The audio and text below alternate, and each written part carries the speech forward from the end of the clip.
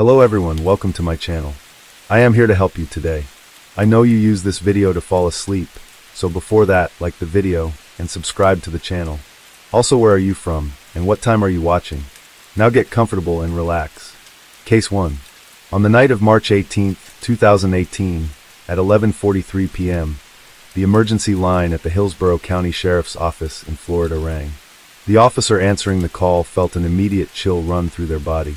But before they could make sense of the message, the call abruptly disconnected. With no clear information, an unsettling instinct told the officer that something horrific was happening out there. 6 minutes later, at 11:49 p.m., the phone rang again. This time, a man's voice came through. Unlike the first call, filled with static, this one was eerily calm, almost unnaturally so. The man reported an emergency and provided an address, 13248 Peck Lake Road. Without hesitation, the police dispatched a team to the scene. As the patrol cars pulled up to 13248 Peck Lake Road, they sensed something was terribly wrong. Flames were erupting violently from inside the house. The fire spread rapidly, consuming everything in its path. Firefighters arrived just in time, scrambling to deploy their team. But before they could even attempt to extinguish the blaze, another horrifying sight stopped them in their tracks. In front of the house stood a black man, his body drenched in blood. Nearby, on the lawn, a woman lay motionless, her body covered in wounds. The police immediately ordered the man to raise his hands and lie on the ground. But he didn't comply. He staggered forward, his eyes vacant, muttering incoherent words. With no other choice, the police used a taser to subdue him. As he collapsed, he kept repeating a single phrase, "Allah is the greatest," a significant declaration in Islam. But what was even more chilling was his next statement, "KK is the devil. The kids are the devil's children too." At that moment, no one could tell if he was suffering from a mental breakdown. But one thing was certain, this case was far from simple. The overpowering stench of gasoline emanated from him, and his hands were still stained with fresh blood. Most critically, the woman lying motionless on the lawn, was she still alive? The police rushed to check on her and found her body covered in countless wounds, her clothes soaked red.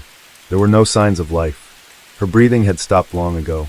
At that very moment, a young boy stumbled out of the burning house, clutching his stomach with both hands. Blood seeped through his fingers, staining his clothes. With a trembling voice, as if summoning his last ounce of strength, he whispered, "My dad shot my mom." As the words left his mouth, his eyes rolled back, and his small body crumpled to the cold ground. The police immediately scooped him up and rushed him to the hospital in critical condition. Meanwhile, a firefighter named Donald received a report that another child was still trapped inside. Without hesitation, Donald plunged into the inferno. The searing heat engulfed him, as the ferocious flames devoured everything in their path. The air was thick with the smell of gasoline, a clear sign that someone had deliberately set the fire to erase evidence. Donald raced through each room, straining his eyes to see through the smoldering wreckage. Then, he spotted a small figure lying motionless on the bedroom floor. He rushed over and scooped the little girl into his arms. But the moment his fingers touched her icy skin, a crushing pain gripped his chest. He realized it was too late. In that instant, Donald's eyes welled up with tears. He had responded to countless fires and witnessed many lives lost in his career, but never had his heart shattered like this. Emerging from the ruined house, Donald clung to his teammate, unable to hold back his choked sobs. Once the fire was extinguished, forensic experts began examining the scene. What they discovered sent chills down their spines. In front of the house lay a broken shotgun. Inside the living room, they found a blood-soaked axe. Next to it, a knife caked in red. On the floor, an empty gasoline canister was discarded, a remnant of a ruthless plan. But the most horrifying sight was the blood. It was splattered everywhere. On the walls, the wooden floor, the furniture. What was once a family home had turned into a nightmarish scene of carnage. All the evidence was immediately collected and sent to the lab. Forensic experts quickly identified the two victims. The woman lying motionless on the lawn was Kenyatta Barron, 33 years old, affectionately known to friends as Kiki. The 9-year-old girl found inside was her daughter, Ranavia O'Neill. As the medical examiners analyzed their bodies, even those who had handled hundreds of murder cases couldn't help but shudder. Kenyatta's body was ravaged beyond belief. She had been shot twice. One bullet lodged in her right shoulder, another in her elbow. But those weren't the cause of her death. The left side of her head was covered in bruises and scratches. her skull fractured in 6 or 7 places. Several teeth were broken. The cause of death was determined to be severe trauma from countless wounds, a stark testament to the nightmare she endured before taking her last breath. If what Kenyatta suffered was already cruel, what happened to Ranavia was even more agonizing. The 9-year-old had been repeatedly struck on the head with a sharp object, identified as an axe. No one could bear to imagine what she went through. From the firefighter who found her to the forensic experts who examined her wounds, they all couldn't hold back their tears. This wasn't just a murder. It was a brutal, inhumane act of torture that shook the Florida community to its core. Though the tragedy had already unfolded and blood had stained the house, a glimmer of hope emerged from the ashes. Ronnie O'Neill IV, Kenyatta's 8-year-old son, the boy who had stumbled out of the burning house, was still alive.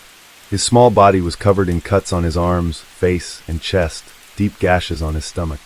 Over 25% of his skin severely burned. He had lost so much blood that his life hung by a thread. Doctors initially believed his chances of survival were nearly zero. How could a child with such injuries possibly endure? But against all odds, a miracle happened. After multiple emergency procedures, with an extraordinary will to survive, the boy defied death in an unbelievable way. In October 2017, while wandering the streets, Ronnie suddenly became the target of an unknown gunman. He was shot in broad daylight, blood pooling around him. But fate wasn't ready to end his story there. Ronnie was rushed to the hospital and survived. After his discharge, he found himself abandoned. His family turned their backs on him, and his new girlfriend wanted nothing to do with him. With nowhere left to turn, Ronnie reached out to the woman he had once discarded, Kenyatta. Kenyatta was a compassionate woman. Though she no longer had feelings for Ronnie and knew he was an irresponsible man, she couldn't turn a blind eye. He was, after all, the father of her children. So she decided to help him. She opened her door, welcoming her ex-partner back into her home, caring for him in his time of need. But Kenyatta could never have imagined that her act of kindness would mark the beginning of a horrific tragedy. A gesture of goodwill led to a devastating end for her and her children. A massacre had taken place. Even as investigators surveyed the scene, they struggled to comprehend Ronnie's true motive. How could he be so cruel as to kill his own children? Kenyatta had saved him when he had no one else, yet he repaid her by taking her life. That question, even years later, remains an unanswered mystery. During the investigation, the police found a key witness, James Gray, the fiancé of one of Kenyatta's neighbors. According to James, on the night of the incident, he was resting at home when he overheard a heated argument coming from the neighboring house. The voices were so loud they pierced through the walls, impossible to ignore. Curiosity got the better of him, and he stepped outside, opening his front door. At that moment, he saw 2 shadowy figures standing silently in front of Kenyatta's house. A sense of unease washed over him. He moved closer and was horrified to find Kenyatta lying motionless on the ground, right on her doorstep. Beside her stood Ronnie, looming like a ghost. In the dim light, James saw Ronnie dragging Kenyatta's arm, while clutching a long object in his other hand. At first, he couldn't make out what it was, but upon reflection, James believed it might have been a shotgun. Concerned, James called out, asking what had happened. Instead of answering, Ronnie suddenly shouted, "You wouldn't understand. She wanted to kill me." Then, like a man possessed, he yelled one final phrase before turning to walk back inside. "Allah is the greatest." Seeing this, James didn't dare act recklessly. He stood at a distance, watching silently, waiting for the police to arrive before leaving the scene. The police later interviewed several other witnesses, and their accounts aligned with James's statement. Neighbors confirmed that Kenyatta's home had always been quiet and harmonious. But ever since Ronnie moved in, everything changed. Fierce arguments became a regular occurrence. The sounds of shouting and objects being smashed were so frequent that many feared violence could erupt at any moment. On that fateful day, their fears became reality. What the police uncovered at the scene was even more chilling than the witnesses' testimonies. They found a blood-soaked axe. Forensic analysis revealed that the traces on it primarily belonged to Ron Nevaeh. The wounds on her body perfectly matched the axe's blade, confirming it as the primary weapon that took her life. The second weapon they discovered was a heavily damaged shotgun, showing signs of deliberate destruction. The bullet wounds on Kenyatta's body were consistent with this shotgun, suggesting Ronnie may have intentionally damaged it to erase evidence. Finally, a blood-stained knife was discovered amidst the wreckage of the scene. Forensic experts analyzed the traces, and confirmed the DNA on it belonged to little Ronnie. This could be the weapon that inflicted the wounds, nearly costing the child his life. Additionally, a large amount of gasoline had been poured throughout the house, proving Ronnie's intent to set the fire and erase the crime scene. Most crucially, all the weapons bore Ronnie's fingerprints. Although no witnesses directly saw the crime unfold, the indirect evidence gathered was overwhelming. The police had more than enough grounds to charge him. During his detention, Ronnie maintained a defiant attitude. He denied all accusations, showing no fear or remorse.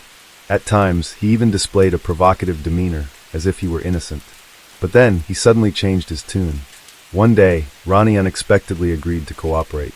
During an interrogation, he offered an entirely different story, one he believed would exonerate him. He claimed that on that day, he and Kenyatta had only argued over trivial matters. In the heat of the argument, Kenyatta allegedly lost control, becoming aggressive and attacking him first. Not only that, he falsely accused Kenyatta of repeatedly abusing their own children in a brutal manner. With a tone dripping with pretense, he continued, "I didn't mean to hurt her. I just used too much force and accidentally caused her death. I had no choice but to defend myself." As for the lives of their 2 children, Ronnie shamelessly shifted all the blame onto Kenyatta, brazenly fabricating it was all her doing. "I didn't do anything. I was just a father trying to protect my kids. My actions were no different from any other father in the world. They came from instinct." He didn't stop there. He even tried to use his 911 call as evidence, saying, "In the second call, I said Kiki wanted to kill me. That proves I was the victim, not the aggressor." But the police weren't easily fooled. They knew the evidence was stacked against Ronnie, and his statement was riddled with contradictions. If Kenyatta was the aggressor, why was she the one shot? If he was merely defending himself, why did he pour gasoline throughout the house to destroy evidence? If Kenyatta had harmed the children, why were Ronnie's fingerprints found on all the weapons? Clearly, everything he said was a lie. When arrested, Ronnie showed no signs of injury, no bruises or scratches to suggest he had been attacked by Kenyatta, as he claimed. On the contrary, all the traces on his body belonged to Kenyatta and the children. Moreover, Kenyatta's character completely contradicted Ronnie's accusations. Everyone who knew her described her as a gentle mother who loved her children dearly, with no signs of violence. There was no reason for her to attack her ex-partner or harm her own children. Yet Ronnie stubbornly clung to his victim narrative, concocting a contradictory story to cover up his crimes. But he couldn't have anticipated that his own son, the boy he forced to witness a horrifying scene, would become the most crucial witness against him. No matter how much Ronnie tried to justify himself, the testimony of his surviving son painted a raw and brutal picture of that night. The police listened to little Ronnie's account in heavy silence. Each word from the boy cut through the air like a knife, sending shivers down everyone's spine. That night, I was sleeping when I woke up to the sound of my parents arguing. They were fighting fiercely about religion. Then, I heard a loud crash. I got scared and opened my door to look. That's when I saw my dad holding a shotgun, pointing it straight at my mom. When Mom saw me, she yelled for me to go back to my room, and she ran into Ranavia's room to hide. But Dad didn't stop. He chased after her. Mom was so scared she hid in the closet. Then Dad turned to me, made me stand in the hallway outside the room, and forced me to shout, "Allah is the greatest." I was terrified, so I did what he said. While I was still shaking, a gunshot suddenly rang out from the room. Mom stumbled out, blood pouring everywhere. But Dad didn't stop. He grabbed my hand, put it on the gun, and forced me to pull the trigger on Mom. I was so scared, I didn't dare do anything. Mom was badly hurt, but still tried to run outside. I thought Dad would let her go, but he chased her to the door with the gun. Then another shot rang out. A while later, Dad came back. But this time, he wasn't holding the gun anymore. He had an axe. He went into Ranavia's room, dragged her into the hallway. She was screaming and begging, but Dad didn't care. He swung the axe at Ranavia over and over. During his detention, Ronnie maintained a defiant attitude. He denied all accusations, showing no fear or remorse. At times, he even displayed a provocative demeanor, as if he were innocent. But then, he suddenly changed his tune. One day, Ronnie unexpectedly agreed to cooperate. During an interrogation, he offered an entirely different story, one he believed would exonerate him. He claimed that on that day, he and Kenyatta had only argued over trivial matters. In the heat of the argument, Kenyatta allegedly lost control, becoming aggressive and attacking him first. Not only that, He falsely accused Kenyatta of repeatedly abusing their own children in a brutal manner. With a tone dripping with pretense, he continued, "I didn't mean to hurt her. I just used too much force and accidentally caused her death. I had no choice but to defend myself." As for the lives of their 2 children, Ronnie shamelessly shifted all the blame onto Kenyatta, brazenly fabricating. "It was all her doing. I didn't do anything. I was just a father trying to protect my kids. My actions were no different from any other father in the world. They came from instinct." He didn't stop there. He even tried to use his 911 call as evidence, saying, "In the second call, I said, Kiki wanted to kill me. That proves I was the victim, not the aggressor." But the police weren't easily fooled. They knew the evidence was stacked against Ronnie, and his statement was riddled with contradictions. If Kenyatta was the aggressor, why was she the one shot? If he was merely defending himself, why did he pour gasoline throughout the house to destroy evidence? If Kenyatta had harmed the children, why were Ronnie's fingerprints found on all the weapons? Clearly, everything he said was a lie. When arrested, Ronnie showed no signs of injury, no bruises or scratches to suggest he had been attacked by Kenyatta, as he claimed. On the contrary, all the traces on his body belonged to Kenyatta and the children. Moreover, Kenyatta's character completely contradicted Ronnie's accusations. Everyone who knew her described her as a gentle mother who loved her children dearly with no signs of violence. There was no reason for her to attack her ex-partner or harm her own children. Yet, Ronnie stubbornly clung to his victim narrative, concocting a contradictory story to cover up his crimes. But he couldn't have anticipated that his own son, the boy he forced to witness a horrifying scene, would become the most crucial witness against him. No matter how much Ronnie tried to justify himself, the testimony of his surviving son painted a raw and brutal picture of that night. The police listened to little Ronnie's account in heavy silence. Each word from the boy cut through the air like a knife, sending shivers down everyone's spine. That night, I was sleeping when I woke up to the sound of my parents arguing. They were fighting fiercely about religion. Then I heard a loud crash. I got scared and opened my door to look. That's when I saw my dad holding a shotgun, pointing it straight at my mom.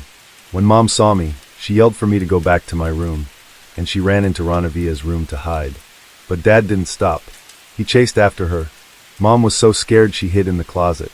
Then Dad turned to me, made me stand in the hallway outside the room, and forced me to shout, "Allah is the greatest." I was terrified, so I did what he said.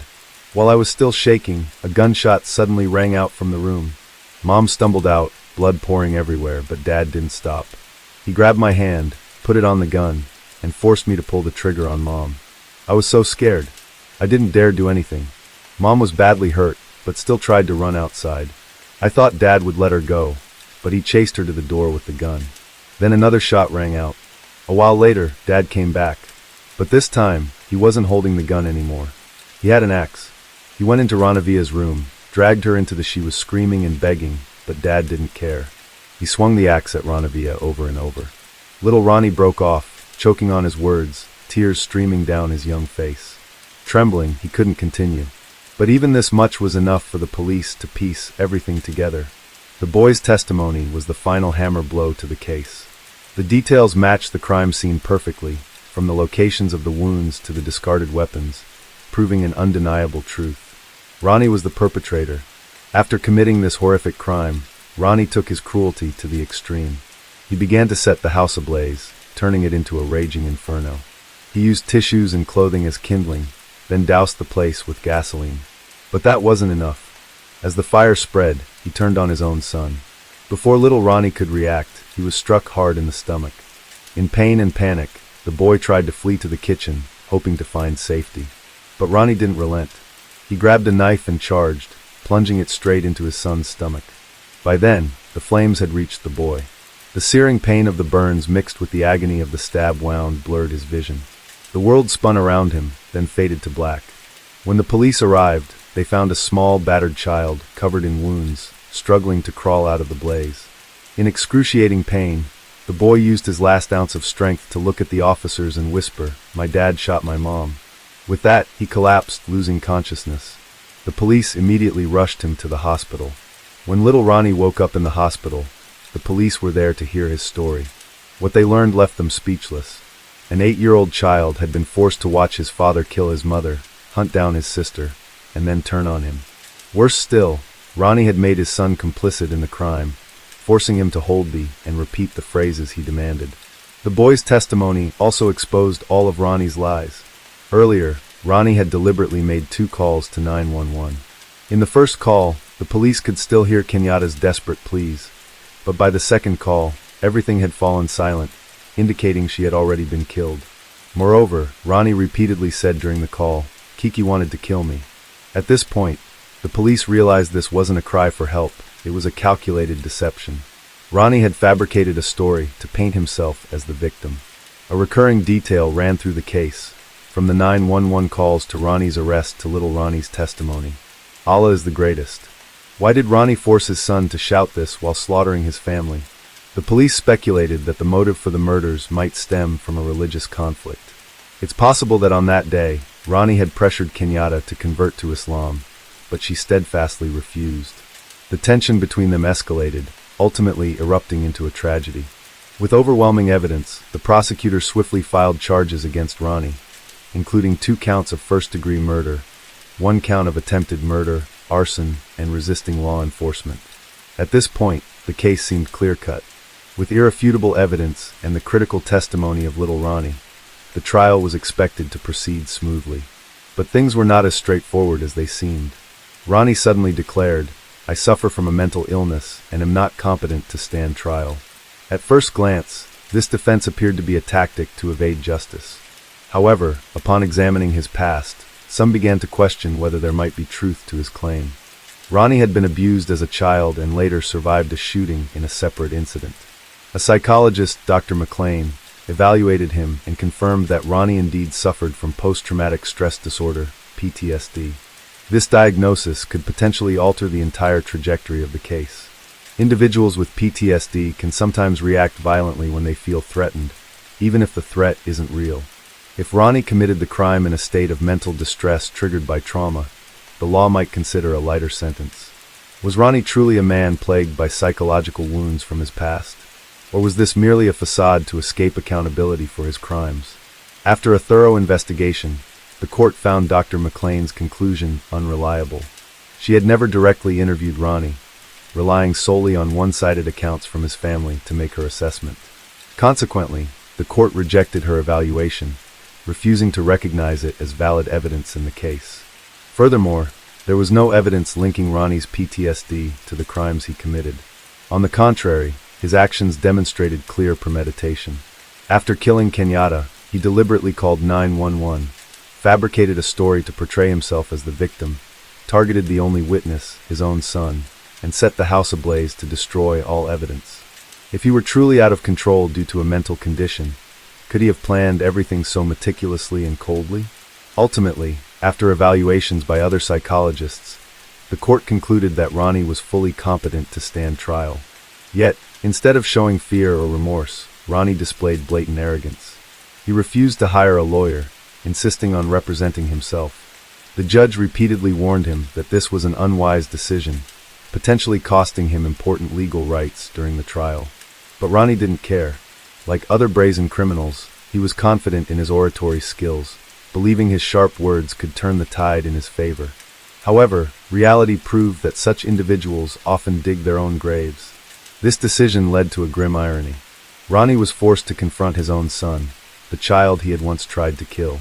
On June 16, 2021, the trial officially began. From his opening statement, Ronnie exhibited clear signs of instability and chaos. His words were incoherent, lacking logic. He incessantly denied all charges, proclaiming his innocence while loudly accusing the prosecution of fabricating a case to frame him. He claimed his son was traumatized after witnessing the crime scene, rendering his testimony unreliable. He further alleged that forensic experts had tampered with evidence, adding wounds to Kenyatta's body to incriminate him. At one point, he audaciously declared that police had staged the entire 911 call to manipulate the case. His outlandish claims left the courtroom momentarily silent in disbelief. But Ronnie pressed on, loudly proclaiming, "The evidence I present will show we're living under a corrupt government." No one believed him. Then, the trial reached its most critical moment, Ronnie's cross-examination of his son. Throughout the questioning, Ronnie relentlessly tried to make his son's testimony appear inconsistent. He insisted the boy hadn't seen him commit the crime. But as the dialogue between father and son unfolded, the truth was laid bare in a harrowing manner. When Ronnie asked if he had harmed him, the boy replied that his father had stabbed him in the stomach with a knife, silencing the courtroom. The cross-examination lasted over an hour. Although the boy didn't directly witness his father pull the trigger on his mother during the time of the crime, only the two of them were in the house, and he had seen his father chase his mother with a shotgun. This time, Ronnie couldn't deflect or deny the truth. Realizing he had no way out, he was forced to admit his crimes. In his closing statement, he coldly declared, remarkably, even when facing his sentence, he maintained his arrogance, boldly stating in court, without a shred of remorse or regret, Ronnie remained defiant and cold until the very end. It didn't take long for the jury to reach a verdict, finding him guilty on all charges. On July 23, 2021, the court sentenced him to 3 consecutive life sentences without parole, plus an additional 90 years in prison. This meant he would never have the chance to walk free again. During the sentencing, Judge Michelle Cisco delivered haunting remarks. In my 19 years in the justice system, I've presided over many criminal cases, but this case is by far the most heinous. No other case can compare. She went on to condemn Ronnie's actions, calling them utterly cruel and unforgivable. After the sentencing, Ronnie appealed to the Florida Appellate Court, but the outcome remained unchanged. The sentence was upheld. He will spend the rest of his life behind bars, facing the consequences of the atrocities he committed. Above all, amidst this devastating tragedy, one survivor emerged, little Ronnie. At the time of the crime, the boy was just 8 years old. Not only did he witness his father attack his mother, but he was brutally attacked by him as well. Though he miraculously survived, the physical and emotional scars he carries are immeasurable. Many worried that the horrific memories would leave a deep wound in his soul, severely impacting his future. During his recovery in the hospital, little Ronnie had no family by his side, no one to care for him, no one to protect him. The image of the boy lying alone in his hospital bed broke many hearts. Moved by his plight, several police officers took turns visiting, talking to, and comforting him during his darkest days. The most frequent visitor was Detective Mike Blair. Though not directly assigned to the case, Mike was one of the first responders at the scene that night. He had seen little Ronnie stagger out of the burning house, his body covered in wounds, his breathing faint. That moment etched itself into Mike's memory, an image he couldn't forget. Heartbroken by the boy's circumstances, Mike made it a point to check on him regularly during his hospital stay. Even after little Ronnie was discharged and placed with a foster family, Mike kept his promise. He gave his phone number to a Child Protective Services worker, instructing them, "If the boy needs me, call me immediately." In August 2018, Mike Blair received a call from Child Protective Services. The worker informed him that little Ronnie was struggling to adjust to his foster family, and they were urgently seeking a new home for him. Without hesitation, Mike replied, "Bring the boy to my house." He hadn't even discussed it with his wife, but deep down, he knew his kind-hearted wife, Daniel, would open her arms to welcome the boy. A child who had lost everything deserved a true home. However, the decision to adopt little Ronnie was far from simple. The boy bore not only severe burns across much of his body, requiring countless painful surgeries, but more importantly, his young soul had been deeply scarred by the family tragedy. Helping him heal, both physically and emotionally, would be an immense challenge. Moreover, Mike and Daniel already had a large family with 5 children. Taking in a stranger, especially one carrying such profound trauma, was no easy decision, but their compassionate hearts urged them to do it, no matter the difficulties. After months of navigating legal procedures, on November 25, 2019, little Ronnie officially became a member of the Blair family. The boy was given a new identity, a new life, Ronnie Blair. Throughout the trial that followed, Ronnie clung to the fact that his son had been adopted, using it as an excuse to discredit the boy's testimony. He loudly claimed that his son had been manipulated, that his new family had coached him to accuse his father. In a final attempt to undermine his son's statements, Ronnie chose to cross-examine him again in court, asking if his new family had fed him negative ideas. But each resolute and unwavering response from little Ronnie cut through his father's last hopes like a knife. In truth, Mike had never spoken about the tragic case since adopting little Ronnie. He understood better than anyone that the boy had endured enough pain, and the most important thing wasn't to dredge up the past, but to help him look toward a brighter future. Thanks to the unconditional love and dedicated care of the Blair family, little Ronnie gradually overcame his haunting past. His physical wounds began to heal, but more importantly, his soul found peace. From a boy who had endured unimaginable suffering, little Ronnie finally gained a true home. And with that, today's case comes to a close. Case 2. It was Friday, June 1st, 2007, in the Hayes Valley area of San Francisco Bay. That day, Hughes, a 36-year-old man affectionately nicknamed Brother Hughes by his friends, was brimming with joy. He had just been promoted and received a raise at Leapfrog, the gaming company where he worked as the lead audio engineer. Hughes was known for his humor, always bringing laughter to those around him. Around 10:30 p.m., Hughes and his friends headed to Underground SF, a bar in downtown San Francisco. They raised their glasses, sang and danced, savoring the weekend's joy. Amid the lively music and flashing lights, a photo captured Hughes in the heat of the moment on the dance floor, wearing a cap, a watch, and holding a drink. No one could have imagined it would be the last photo of him alive. By 2 a.m., the bar closed, and the group reluctantly parted ways. Hughes, a single man full of energy, told his friends he'd continue the night with a beautiful woman he'd met. Before leaving, he reminded everyone about their motorcycle ride planned for Saturday morning. Under the night sky, his friends waved goodbye. Hughes walked back alone to his apartment at 462 Linden Street, just a 10-minute stroll from the bar. The next morning, at 8:10 a.m., Carl, a neighbor in the same building, was about to head out when he suddenly noticed bloodstains smeared across the front steps near the fence. A chilling premonition gripped him. In a panic, Carl quickly pulled out his phone and dialed 911. The San Francisco Police Department, SFPD, arrived swiftly at the scene. They followed a trail of blood up the stairs to apartment 462. The doorknob was covered in blood. Despite their persistent knocking, there was no response from inside. Left with no choice, they went around to the back of the apartment, broke down the door, and entered. Inside, a sharp metallic stench filled the air. The room was in chaos. Shattered wine glasses, a toppled TV, tangled cords, and blood splattered everywhere. Desperate scratch marks marred the walls and door. Hughes lay slumped against the bedroom wall in a pool of dried blood. He was no longer alive.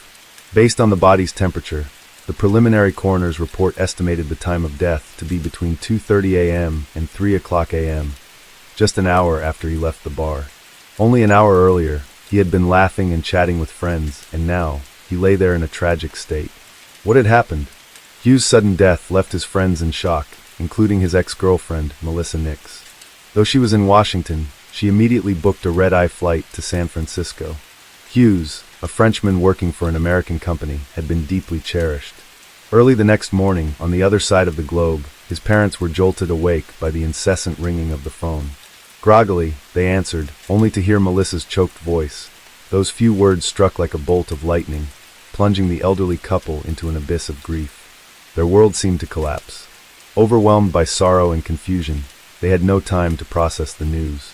Hastily packing their bags, they set off for the United States. Meanwhile, the San Francisco police were facing a challenge. The Bay Area was no stranger to cases, but none had stumped them quite like Hughes. First, both the front and back doors of the apartment were locked from the inside. The keys were still in the room. The windows were shut tight, with no signs of tampering. Before the police broke in, the apartment was essentially a perfectly sealed space. The incident occurred in the early hours, yet the lights in the apartment were off. Leftover food sat untouched on the kitchen counter. All evidence suggested no strangers were in the apartment at the time of the incident. Furthermore, Hughes' belongings were intact. His phone, laptop, and wallet remained in place. In his pocket were his car keys, driver's license, and $80 in cash. The police checked receipts and confirmed nothing was missing. Clearly, this wasn't a robbery turned murder. Inspecting the scene, investigators noted the floor was covered in blood and bloody shoe prints. However, all the prints belonged to Hughes. The patterns on the soles were distinct, with no signs of a struggle or scuffle. It appeared as though Hughes had been moving around the apartment on his own. Following the footprints, investigators noticed a trail of tiny blood droplets amidst the larger smears. These droplets stretched from the front door, down the hallway, through the kitchen and living room, and stopped where Hughes had collapsed. The droplets were perfectly round, with no streaks, indicating the blood had fallen straight down in a calm manner. In other words, Hughes had moved through the apartment very slowly, as if struggling in his final moments. The autopsy began at 4:10 p.m. The victim was approximately 5 feet 9 inches tall and weighed 176 pounds. He was a Caucasian man with brown hair, showing signs of a receding hairline. Hughes' hair was about 4 inches long. In life, he had undergone a circumcision procedure. These details would later prove relevant to the case. Hughes had 3 major wounds, all on the left side of his body. He had been stabbed once in the abdomen, once in the chest, and once in the neck with a sharp object. His left lung was pierced, and the neck wound was the most severe, severing an artery and causing acute blood loss. This was the fatal blow. Hughes had collapsed on the floor, a bruise on his forehead, his arms slightly raised.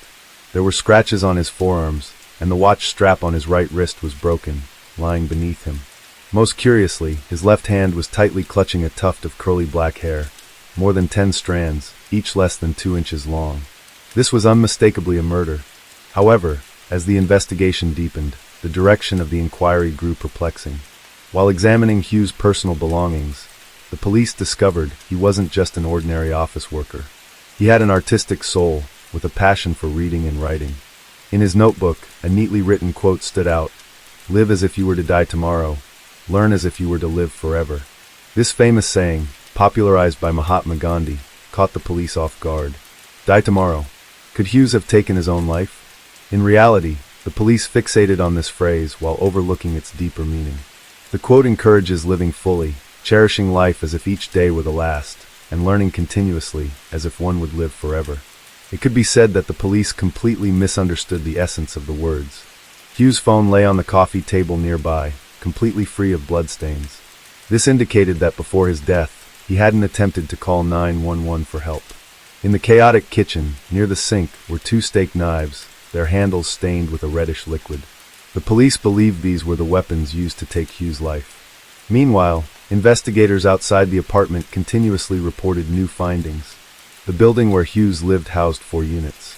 A couple living next door to his apartment stated that around 2:40 a.m., just before Hughes' estimated time of death, they were awakened by the sound of a door being forcefully opened and closed. They then heard footsteps running down the stairs, followed by a loud thud, as if someone had fallen. There were no screams or cries for help. A few seconds later, everything fell silent until the next morning, when they learned a murder had occurred. A short distance west of the building, a surveillance camera on a garage door captured footage of Hughes walking alone around 2 a.m. Though the image was blurry, his ex-girlfriend and family confirmed it was him. Throughout the night, the street remained quiet, with no suspicious individuals seen entering or leaving the building. It wasn't until 8:30 a.m. that the police arrived at the scene. Piecing together the timeline, it was clear Hughes was alone in his apartment. This further supported the suicide theory.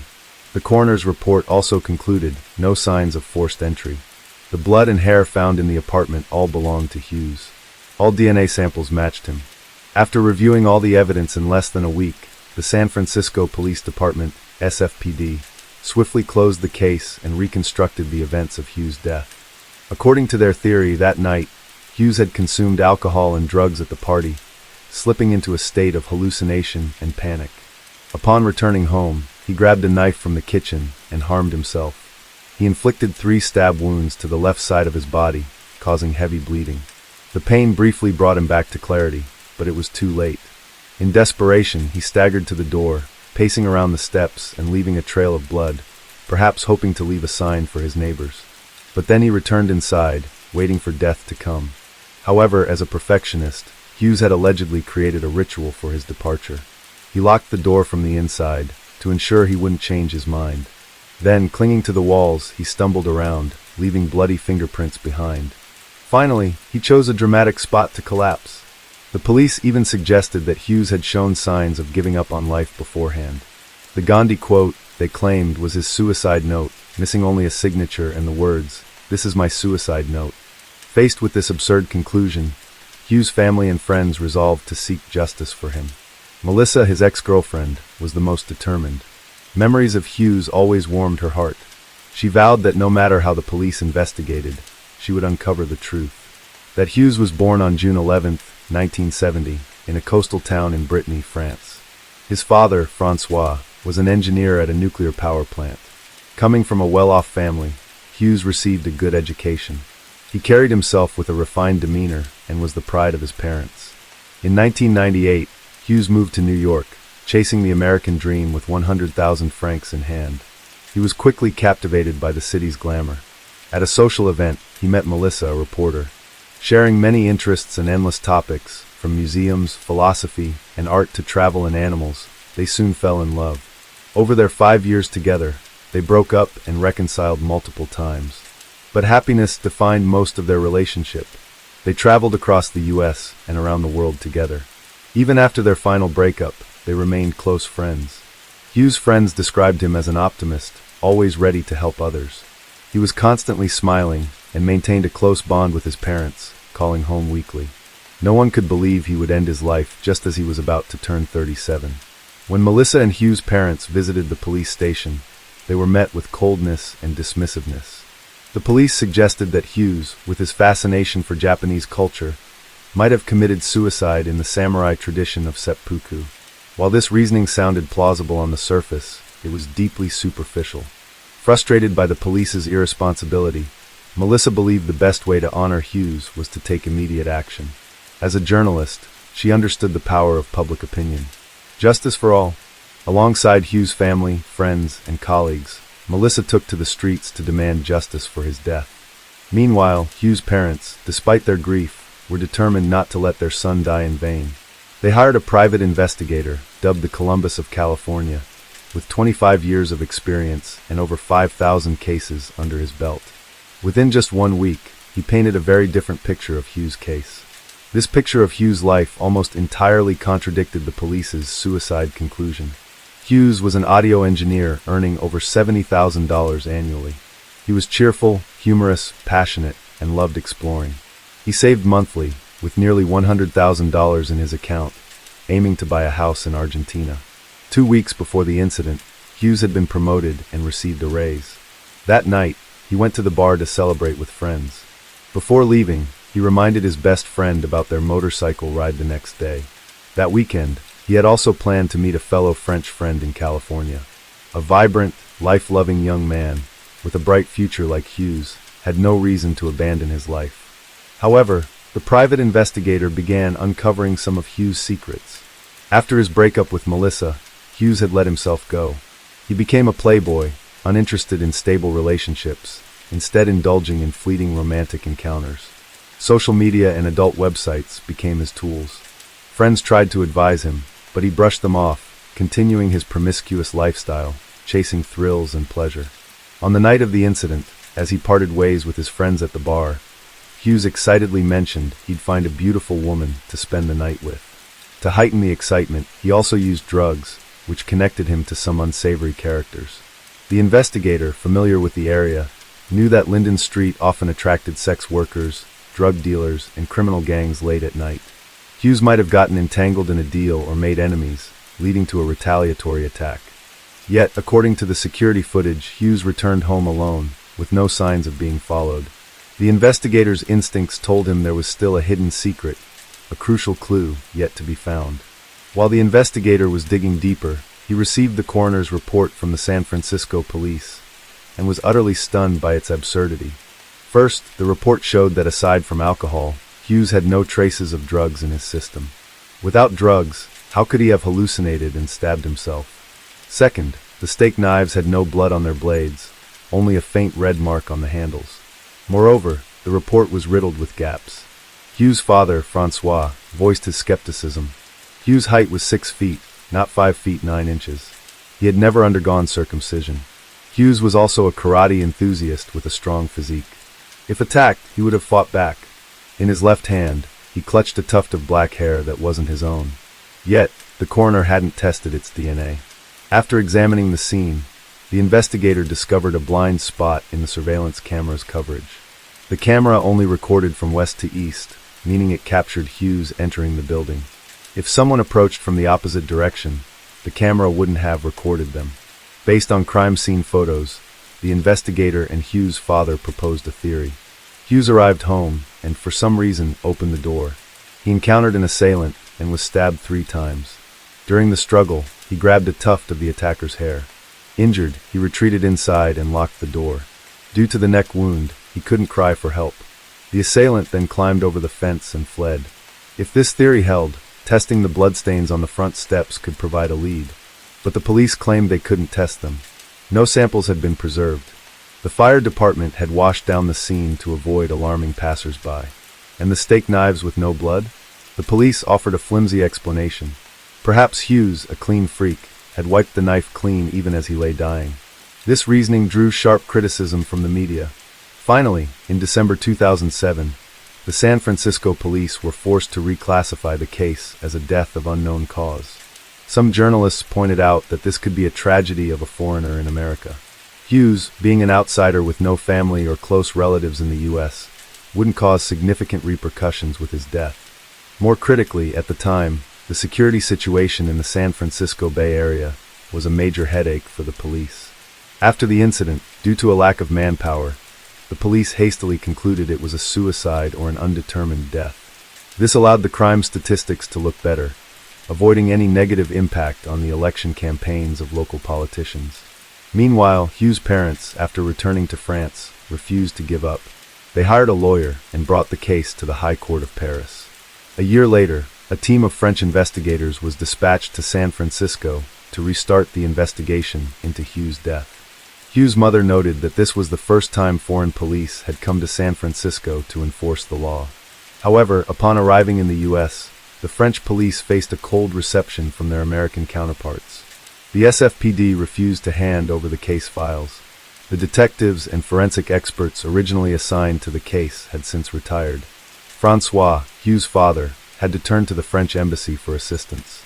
After contacting authorities in Washington and receiving directives, the San Francisco police finally relinquished the documents. Only then could the French police begin their analysis. They interviewed over 50 people, recovered data from Hughes' computer and phone, and reconstructed his final hours. On the morning of June 1st, Hughes clocked in at work.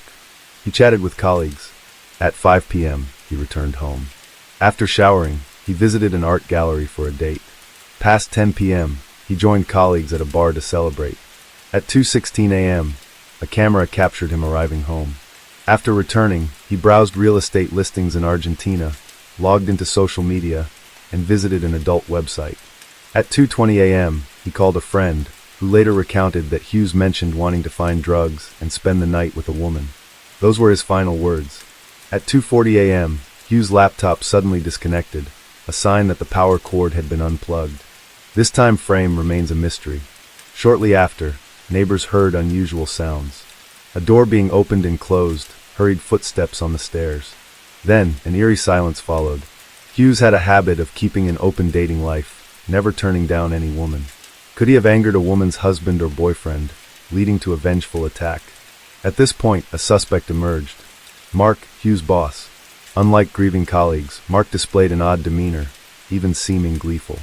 Upon investigation, it was revealed that Mark's wife had once had an affair with Hughes. Could Mark, humiliated by his subordinate, have killed Hughes? However, Mark's alibi cleared him of suspicion. Additionally, neighbors mentioned a small side door to the right of the building, unmonitored by cameras. This door was used for trash disposal or parking. In the crime scene footage, there appeared to be bloodstains on the brick wall near the side door, but the San Francisco police had overlooked it. By the time the French police arrived, the scene had been destroyed. After a second autopsy, the French police confirmed that Hughes had no drugs in his system. However, the tuft of curly black hair found in his hand had vanished. Based on the size and depth of the stab wounds, they determined the murder weapon was a dagger, not a steak knife. Judging by his attire and final phone call, it seemed Hughes was preparing to go out for a date, but encountered trouble right at his doorstep. The red liquid on the steak knife turned out to be tomato sauce, not blood. In other words, no murder weapon was found at the scene. The French police also uncovered a critical detail. The security camera at the nearby garage only took snapshots every 4 seconds. If someone moved quickly, their image might not have been captured. Most significantly, inside the broken watch strap found beneath Hughes' body, traces of blood were discovered. DNA testing revealed that this blood did not belong to the victim. After 15 days of investigation, the French police released a 2,000-page report concluding that Hughes had been murdered.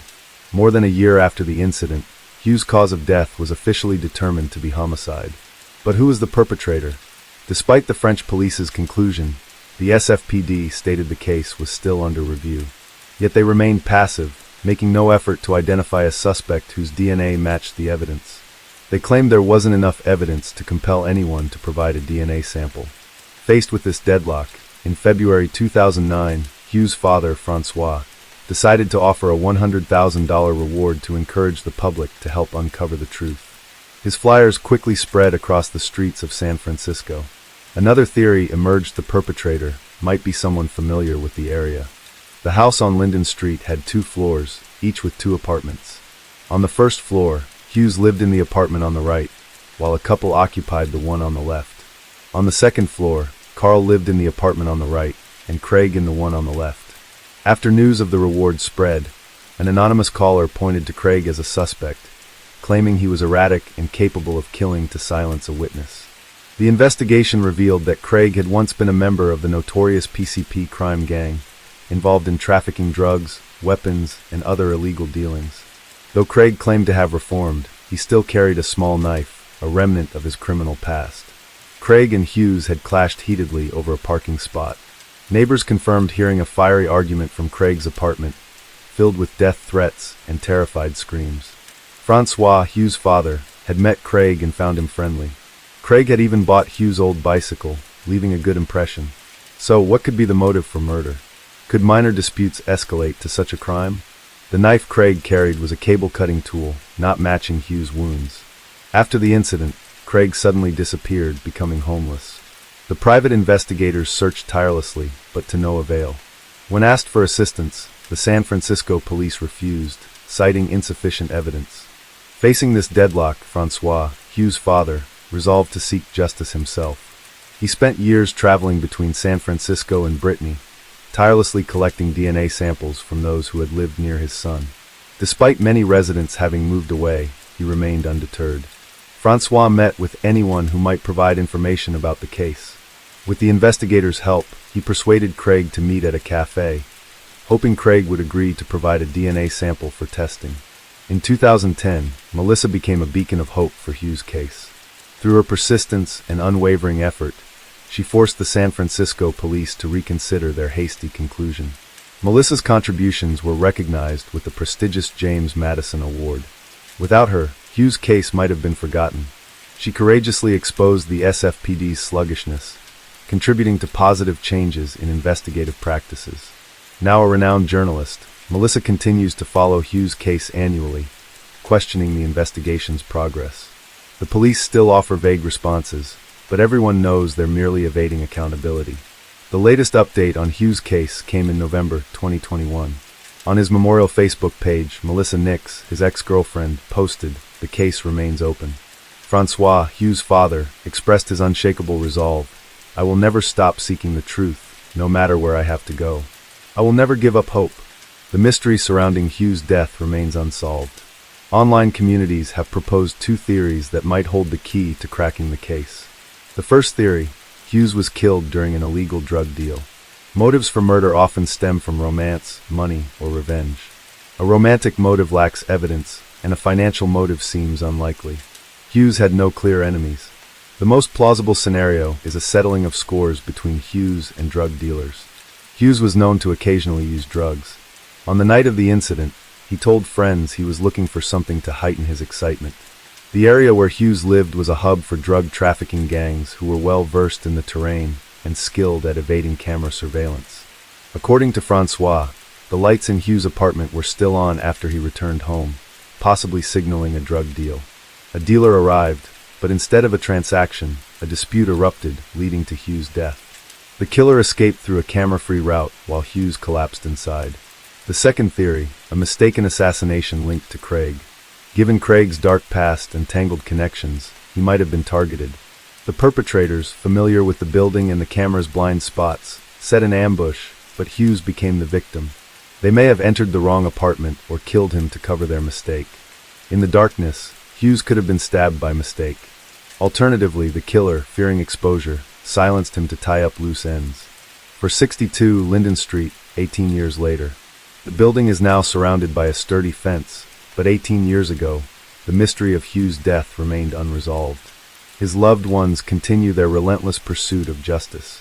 Hughes' story, a reminder of life's fragility, deserves to be remembered forever. Over a decade has passed, and the case has opened multiple investigative avenues, from romantic motives and personal conflicts to the possibility that Hughes was killed over drugs or became the victim of a mistaken attack. Yet, no theory has enough evidence to close the case, leaving it an enduring mystery. And so, today's video comes to an end. Hughes' case remains open, but serves as an important reminder about safety, especially for those living abroad in areas with poor security. Being cautious around strangers, avoiding going out late at night, and staying in touch with loved ones can help reduce risks. Case 3. On February 24, 2023, Fairfax County Police in Virginia responded to a call from the Banfield family home. A man identified as Joseph Ryan had broken into the house with a knife and attacked Christine Banfield, who was home alone at the time. Joseph was subdued by Brendan Banfield and Juliana Perez, who arrived at the house shortly afterward. Brendan was Christine's husband and Juliana was the family's nanny, having worked for them for nearly 2 years. Christine was taken to the hospital in critical condition, but she succumbed to her injuries and passed away. What initially seemed like a home invasion, followed by a murder, later turned out to be part of a larger conspiracy. Hey everyone, how are you doing? Welcome back to the channel, and in today's video, I will talk about a case that happened in the state of Virginia. This case, folks, seems more like a suspense movie script. It has betrayal, it has conspiracy, and of course, it has death. Guys, this video ended up being quite long because I brought all the details of this story for you. So, I ask you to stay with me here until the end to better understand the story. So, without further ado, let's go to the video. In 2003, at the age of 18, Christine enrolled at Quinnipiac University in Connecticut to study nursing. In 2004, during her first year of college, she met Brendan Robert Banfield, and shortly afterward, they began dating. Christine graduated in 2007, and a year later, in 2008, Brendan proposed to her. Their engagement lasted about 2 years, and on June 12, 2010, they got married. At the time, Christine was 24, and Brendan was 25.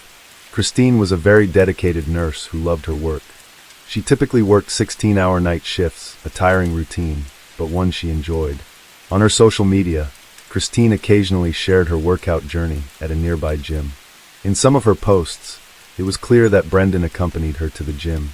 Additionally, those close to the couple say that Brendan was always supportive and encouraging of his wife, often complimenting her. Christine even posted once on her social media about how happy she was when her husband motivated her at the gym, especially after he noticed the difference the healthy routine had made in her body.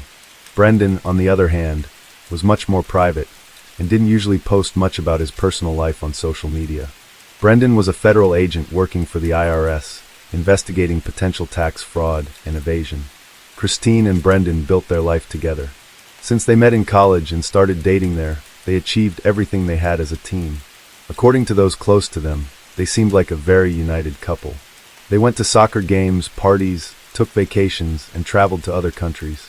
We can say they were a typical American couple who met when they were young and had many plans ahead. The couple lived for a while in New York, but later moved to Virginia. In Virginia, they settled in Herndon, a city in Fairfax County with a population of over 24,000 people. They lived in a house worth $1 million, located in one of the city's best neighborhoods. The couple was doing very well financially. Both had great salaries, and they enjoyed a very comfortable life. When necessary, both traveled separately for work and would be away from home for a few days because of their professional lives. In one of her social media posts, Christine shared that she had to leave her dog at a pet hotel because she and Brendan would be traveling for work at the same time to different places. In another post, she mentioned that she had already arrived home, but was missing her husband since he hadn't returned yet. In October 2017, at the age of 32, Christine posted on her social media that she was 3 months pregnant. On March 30th, 2018, she gave birth to a girl. From then on, Christine began sharing her life as a mother on the internet, posting several photos of her daughter, and her husband. In 2019, the Banfield family decided to join the au pair program through the Culture Care Agency. For those unfamiliar with the au pair program, it is an exchange program where a person travels to another country to care for children and study in exchange for housing, meals, a salary, and travel opportunities. It is the most affordable exchange program available. The cost of the au pair program is much lower compared to other long-term exchange programs, and the person works as a nanny for a family. The nanny takes care of the family's children while living with them and receives other benefits, such as living in the United States legally and earning a salary to support themselves. In theory, both the family hiring the service and the person going is the nanny benefit. The family gets someone to help care for their children at a more affordable rate, while the nanny has the opportunity to study a new language, travel, and experience a different culture. Before the family finalizes any agreement with a potential nanny, an evaluation is made to check for compatibility. During this evaluation, the family conducts an interview with the person interested in becoming the nanny, asking questions to learn as much as possible about who will be living with them. If everything aligns, the nanny travels to the country where the family resides and moves in with them for a period of 1 to 2 years. The Banfields were looking for a trustworthy nanny to care for their daughter, which ultimately led to one of the most widely discussed crimes in the United States in recent days. In April 2019, a Brazilian woman named Amanda arrived in the United States through the au pair program and moved in with the Banfield family. After spending 2 years with the Banfields in April 2021, Amanda posted on her social media to thank them for the opportunity and announced she would stay for another 6 months. As I mentioned earlier, in the au pair program, the nanny can stay with the family for 1 to 2 years, but Amanda was granted an additional 6 months by the government due to the global health crisis, which resulted in restrictions. The relationship between Amanda and the Banfield family was very good. Both Amanda and the Banfields shared numerous photos on their social media, showing them all together enjoying trips, parties, birthdays, and dinners. During her time as an au pair nanny for the Banfield family, Amanda met a man in the United States with whom she started a relationship. Sometime later, Amanda and the man got engaged, and on September 25, 2021, they got married. In posts made on Amanda's social media, it's clear that the Banfields were actively involved in the ceremony and the celebration. In fact, the couple's daughter was the flower girl at Amanda's wedding. The relationship between Amanda and the Banfield family was so close that Christine referred to Amanda as part of the family. When Amanda's time in the au pair program ended at the Banfield home, she moved to another state with her husband. But even after moving, Amanda kept in touch with the Banfield family and visited them whenever she could. Since the experience of having a nanny through the au pair program had been very positive, the Banfields decided to search for another nanny through the program. Christine, who really wanted the new nanny to also be Brazilian, handled most of the process. It didn't take long for the family to find another person through the au pair program. Her name was Juliana Perez Magalhães, now 23 years old. Juliana, like Amanda, is Brazilian and lived in the state of São Paulo, Brazil. Juliana graduated in nursing in 2020, and shortly afterward, she began researching how the au pair program worked and how the interviews with families seeking nannies were conducted. On August 9, 2021, Juliana posted on her social media that she would be arriving in the United States in the coming months. She had an interview at the American consulate in Brazil on September 20th, and shortly afterward, she flew to the United States. Remembering that Amanda got married on September 25th, meaning that as soon as Amanda's au pair program ended, Juliana arrived in the United States and moved in with the family. At the time, Juliana had a boyfriend in Brazil and posted on her social media that he would visit her. She also posted in December 2021 that she had been in the United States for 2 months, but hadn't met many people, so she was looking for Brazilian friends to spend Christmas, New Year's, or go on trips with. After completing her first year in the au pair program with the Banfield family, Juliana extended the contract for another year. It's said that Juliana's relationship with the Banfields was good. It wasn't like Amanda's, but it was good. After all, if it hadn't been, the family likely wouldn't have wanted Juliana to stay for another year. Remembering that Juliana, like Christine, was also a nurse so professionally, they had something in common. On Juliana's social media, there were photos of her with the Banfield family, but they were fewer compared to the number of photos Amanda posted. I know this doesn't necessarily mean anything, but it's just something I'm pointing out to complement the case. After all, many people with social media are more discreet and tend to post less. It varies from person to person. According to people close to the Banfield family, everything seemed to be going well with the new nanny, but it only seemed that way. On February 24, 2023, around 7:50 a.m., a call was made to 911 from Juliana's phone, but this call lasted only a few seconds and ended abruptly. About 13 minutes after this first call, a second call was made from Juliana's phone, and she told the police that a friend of hers was injured. At that same moment, according to sources, Brendan, Christine's husband, grabbed the phone and said he had found his wife with knife wounds in the bedroom and had shot a man named Ryan. The police acted quickly and arrived at the Banfield home in under 10 minutes. There, officers found a man already dead on the floor and Christine Banfield severely injured in an upstairs bedroom. Christine was rushed to the hospital while still alive. The couple's 4-year-old daughter was also in the house, and fortunately nothing bad happened to her. However, Christine Banfield did not survive her injuries and passed away at the hospital. Brendan also needed to go to the hospital due to a leg injury. Preliminary information released by the police indicated that the man found dead at the house was Joseph Ryan, 38 years old. He allegedly broke into the Banfield home and attacked Christine with a knife, only to be shot multiple times afterward. That was all that was known at that point. After being discharged from the hospital, Brendan refused to speak with the Fairfax County detectives or the media about what had happened at his home. Juliana, on the other hand, did the opposite. She spoke with the detectives and signed her statement to the police, sharing her version. Juliana told the detectives that on the morning of the incident, she arrived to work at the Banfield house and witnessed the moment Joseph Ryan broke in. She then, in panic, called Brendan, who wasn't home at that moment, and asked for help. Brendan allegedly told Juliana to calm down, as he would be home in a few minutes. Juliana reportedly waited outside the Banfield house for Brendan, claiming it was for her own safety. When Brendan arrived, he and Juliana entered the house, and it was then that they found Christine severely injured. In the midst of this, they encountered Joseph Ryan still inside the house and engaged in a physical struggle with him. Brendan managed to grab a weapon that was in the house and shot Joseph multiple times in the chest, with the man dying shortly afterward. Later, Brendan confirmed Juliana's version to the police, stating that he had fired on Joseph in self-defense. One strange detail is that in her statement, Juliana claimed that she arrived early at the Banfield house to work, but as we know in the au pair program, the nannies live with the family. Thus, it wasn't clear where Juliana was before arriving at the Banfield house.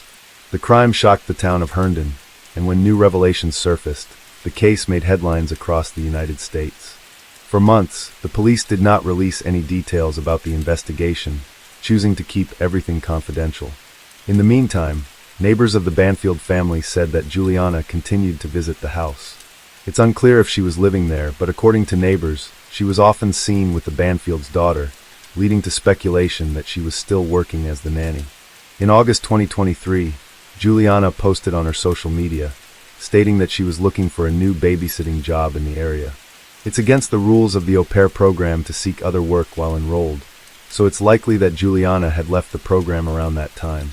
After more than 7 months of investigation, the police made progress in the case by collecting evidence and forensic findings. Juliana reportedly told her mother, who lives in Brazil, that the police had concluded their investigation and that Joseph Ryan had killed Christine Banfield due to a misunderstanding as they were lovers. On October 19, 2023, Juliana was arrested, and she was reportedly very surprised by this development. The reason for her arrest was that the police concluded that Juliana was the one who shot Joseph Ryan, not Brendan, as they had both previously claimed in their statements. The police also determined that at the time Juliana fired the shots, Brendan had not yet arrived at the Banfield house.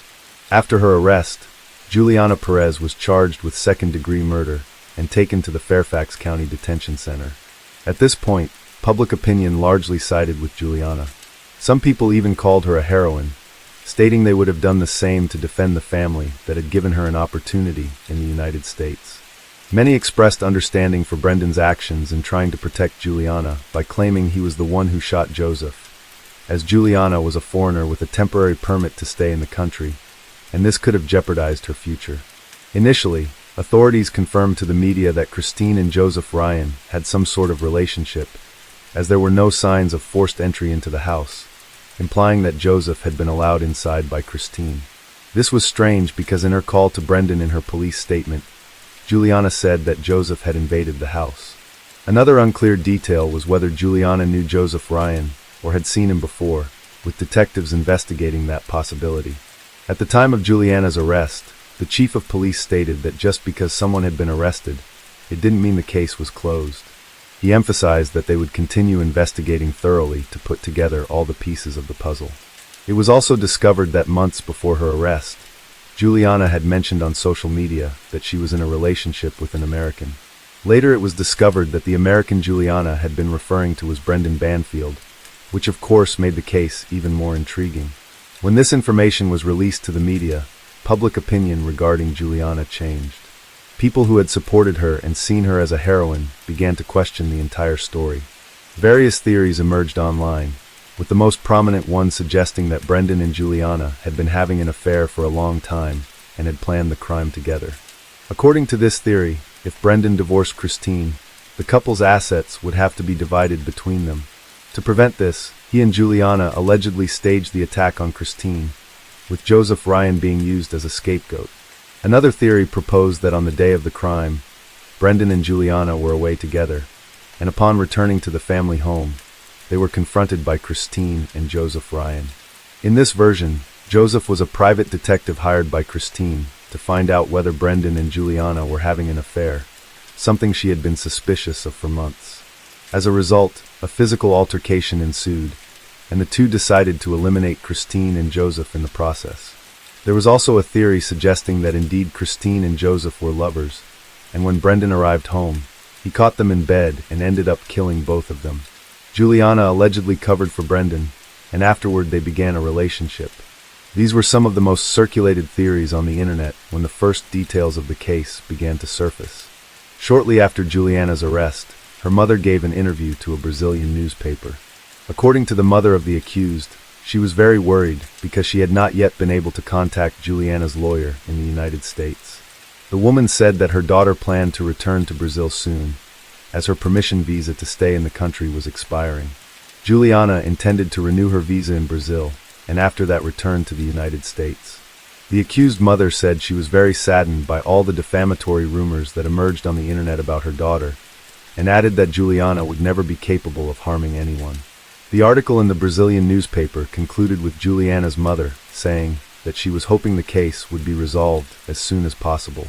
In her first hearing, Juliana told the judge that on that morning, Christine had given her tickets to the zoo to take the couple's 4-year-old daughter. Brendan wasn't home at that moment. According to Juliana, Christine did this to be alone at home to receive Joseph Ryan, whom she met through a dating website, according to Juliana. This was not a conventional dating site where people meet and all, but a site for those wanting to get straight to business. Juliana said that while she was on her way to the zoo with the daughter, she realized she had forgotten the girl's lunch. She then decided to return to the family's house to grab it. When she was approaching the house, she saw an unknown car parked in front of the garage, and then saw a man getting out of the car and entering the house. This man was Joseph Ryan. Juliana said she became scared not knowing the man, and thought he was a criminal breaking into the house. She then called Brendan to inform him about the situation. Brendan reportedly told Juliana to wait outside as he would be there in a few minutes. When Brendan arrived, they both entered the house together and Juliana made a 911 call, but hung up after a few seconds because she didn't know what to say on the phone. Juliana took the Banfield's daughter to the basement while Brendan drew his weapon and stayed on alert. A few seconds later, they heard noises coming from the bedroom upstairs. They went up to the room and found Joseph Ryan with a knife in hand on top of Christine. Christine was naked and Joseph was dressed. Brendan pointed the gun at Joseph and told him to drop the knife while Joseph told Brendan to drop the gun or he would attack Christine. At that moment, Joseph allegedly started stabbing Christine and Brendan shot at him. However, most of the shots missed Joseph, and he was not immediately neutralized and continued stabbing Christine. Brendan then shouted for Juliana to go to the bathroom where there was a safe and get his other weapon from inside it. When Juliana returned with the weapon, she didn't give it to Brendan. Instead, she shot Joseph, hitting him in the heart, a fatal shot. After that, they called 911 to report the incident. Juliana's defense stands by this version and claims she acted in self-defense. In the same hearing, the prosecution was also heard and presented an entirely different story. The prosecution stated that Brendan and Juliana had been having an affair for months, and that on the of the crime, Brendan didn't go to work that morning because everything had already been planned. Brendan left the house pretending to go to work, but actually went to a nearby location where he waited for Juliana's call. The prosecution claims that Joseph Ryan was lured to the Banfields' home, believing he was going to meet Christine. According to the prosecution, Brendan or Juliana created a fake profile of Christine on the dating website using her laptop from inside the family's house. On the dating site, Brendan or Juliana initiated communication with Joseph Ryan pretending to be Christine. In fact, the prosecution said these conversations were shown to Christine's family and friends, who stated that the conversation seemed very strange and that Christine didn't write like that. After some time of conversation, a meeting was arranged with Joseph Ryan, who received the day, time, and address of the Banfield family's home. On the arranged day when Joseph arrived at the house, he was allegedly greeted by Juliana, which is why there were no signs of forced entry, and shortly after he was ambushed by Brendan. For the prosecution, Brendan and Juliana planned everything for days and staged the entire crime scene. Their goal was to eliminate anyone in their way, in this case Christine, and with Christine out of the way, Brendan wouldn't have to divide the assets he had acquired with his wife in a divorce and could enjoy all the money alongside Juliana. An employee from a shooting ranch testified during the hearing and stated that Brendan and Juliana had been at the ranch 2 months before the events leading up to the crime. This same witness claimed that a month before the crime, Brendan went to the ranch alone and bought a Glock pistol at 7:17 p.m. paying $558.50. According to the police, this was the same gun that was in the safe and was used by Juliana to deliver the fatal shot to Joseph Ryan. Additionally, Brendan and Juliana swapped their mobile phones just 4 days before the crime. For the prosecutors, all of this was evidence that the two had been planning everything. During the hearing, the prosecutors presented photos of the house on the day of the crime and later showed new photos taken months after Juliana's arrest. In these photos, it was evident that the room that had previously belonged to Juliana in the house was empty, and all her belongings, such as clothes, makeup, and other items, were in the room Brendan had once shared with Christine, but was now sharing with Juliana. Moreover, all the pictures in the house that previously featured Brendan with Christine and their daughter were removed and replaced with photos of Brendan with Juliana and some with the daughter. The defense acknowledged a possible relationship between Brendan and Juliana, but reiterated that during the time she worked as a nanny for the family, she had other relationships and what she had with Brendan was not serious. The defense also added that both Christine and Brendan had extramarital affairs and were unfaithful to each other. Brendan also spoke during the hearing, but he and his attorney stated they would invoke the Fifth Amendment. As a result, Brendan did not answer anything that could incriminate him and ended up responding to very few questions. At the end of the hearing, the prosecution requested that Juliana remain in custody due to the high risk of flight. The prosecution mentioned that Juliana had attempted to obtain another passport when authorities had withheld her passport during the ongoing investigation before her arrest. In response, Juliana's defense argued that they themselves had instructed her to apply for another passport because she needed an ID to stay in the country, and when she asked the authorities to return her passport, they did not. Therefore, according to the defense, Juliana's attempt to obtain another passport had nothing to do with an escape plan. In the end, the presiding judge accepted the prosecution's request and decided that Juliana Perez should remain in custody without the possibility of bail until her trial date. Brendan Robert Banfield continued to be investigated by the police and remained free. As I mentioned earlier, he initially refused to speak with detectives or the media, and one of the first things he did was hire an attorney. Initially, when he decided to speak with the police, he claimed that he was the one who shot Joseph Ryan. However, after evidence showed that it was Juliana who fired the shot, Brendan changed his story. According to sources, Brendan's daughter with Christine was placed in the care of family members while the investigation continued. At this point, the only information made public about Joseph Ryan was that he was 38 years old and had a profile on the dating site where he communicated with Christine's profile. On September 16, 2024, after months of further investigation, the police arrested Brendan Banfield. He was charged with first-degree murder for the deaths of both Christine and Joseph Ryan. Prosecutors accused Brendan of conspiring to kill both of them in the residence where he lived with his wife. He was also charged with the use of a firearm in the commission of a crime. The police did not release specific details about the evidence they had gathered to prove that Brendan conspired to kill his wife and Joseph Ryan. The only thing they stated was that Brendan and Juliana had a planned trip to Brazil. A few days later, Brendan Banfield's first hearing took place. During this hearing, authorities revealed that Brendan began a relationship with Juliana in August 2022. Juliana had arrived at the Banfield family home to work as a nanny in September 2021, and at that time she was dating a guy who had stayed in Brazil. It was also revealed that 1 month before the crime, Brendan and Juliana traveled together to New York, where they stayed in a hotel and attended a show. During the hearing, Brendan said that on the morning of the crime, he left the house around 7:11 a.m. and made a stop at a McDonald's about 8 minutes from his home by car. According to him, he would often stop there for breakfast when heading to work. Brendan said that around 7:37 a.m., he received a call from Juliana telling him that an unknown man had broken into the family home. He then, without finishing his breakfast, rushed back to his house. The prosecution played the recording of the first 911 call Juliana made. In the recording, Joseph Ryan can be heard groaning in pain in the background. The call lasted 8 seconds before Juliana hung up. The Fairfax County Police Department dispatcher called Juliana back following protocol, but no one answered. When questioned about this, Brendan said the call was not answered because he and Juliana couldn't find the phone, which had fallen somewhere in the house. Brendan also said that at that same moment, he told Juliana to grab his other gun from the bathroom safe because Joseph Ryan was still alive and could pose a threat. But when she returned with the gun, instead of handing it to Brendan, Juliana shot Joseph, hitting him in the heart. There were 13 minutes between the first and second calls Juliana made to 911. To the authorities, 13 minutes was an unusually long time for Brendan and Juliana to call the police again.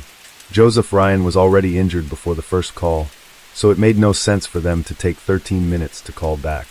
The prosecutor in the case stated that Joseph Ryan's body had been moved to make it appear as though he was actually attacking Christine. Authorities confirmed that the knife used in the crime indeed belonged to Joseph Ryan, and that he had brought it in a backpack.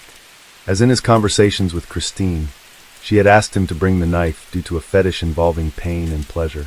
To explain further, the website where the supposed Christine communicated with Joseph Ryan was a platform for casual encounters focusing on fetishes involving pain and pleasure. That's why Joseph Ryan brought a knife to his meeting with Christine at the Banfield house, which, according to authorities, was quite convenient for someone staging a crime scene afterward. According to paramedics who responded to the scene, both Christine and Joseph had been moved and repositioned. Joseph's arms were covered in blood, apparently Christine's blood, and they were crossed in a way that he could not have done himself after being fatally shot in the chest. The paramedics also stated that while working to try to save Christine, Brendan never once asked about her condition or if she was going to be okay. Instead, he asked about Joseph Ryan, questioning the paramedics if the man was still alive. Authorities believe Brendan's concern for Joseph was because if Joseph remained alive, he would certainly tell the truth about what really happened. Additionally, evidence from blood spatter analysis in the room indicates that both Christine and Joseph had been moved before the paramedics arrived. The prosecutor stated in Brendan's hearing that in August, the police received 2 definitive reports from forensic investigators specializing in blood spatter analysis. These reports were crucial in supporting the theory that the bodies of Joseph Ryan and Christine were moved and repositioned after they had been fatally injured. Days before the crime, Joseph Ryan allegedly told a friend about Christine, claiming that her marriage was not monogamous and that both she and Brendan were seeing other people with each other's consent. This statement from Joseph was based on his conversations with Christine online. In one of these conversations, Joseph Ryan reportedly sent Christine photos of the items he was bringing to their meeting, which included the knife, cuffs, and belts. Joseph allegedly mentioned that he would use the knife to cut Christine's pajamas. The police later found a woman's pajama cut in the room where the crime took place, though it wasn't immediately clear if Joseph had been the one to cut it. Joseph Ryan was known to share almost everything with his friends regarding the encounters he arranged through the website. During interviews with some of these friends, police discovered that Joseph had never spoken to Christine over the phone or in a video call. He had never heard her voice before the day of the crime. Why is this important? As mentioned earlier, authorities believe that the profile supposedly belonging to Christine on the site was actually created by someone else, likely Brendan or Juliana. If Joseph had spoken to Christine by phone, following the theory that she was not the one behind the profile, it would likely have been Juliana pretending to be Christine. However, Juliana has a strong Brazilian accent, which Joseph would likely have noticed and possibly mentioned to his friends.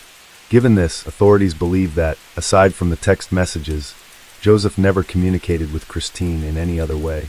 Friends of Joseph who were interviewed by the police also mentioned that he was never violent, and they did not believe he would have harmed Christine. From the day Juliana was arrested on October 19, 2023 until her arrest on September 16, 2024, Brendan Banfield maintained constant contact with her.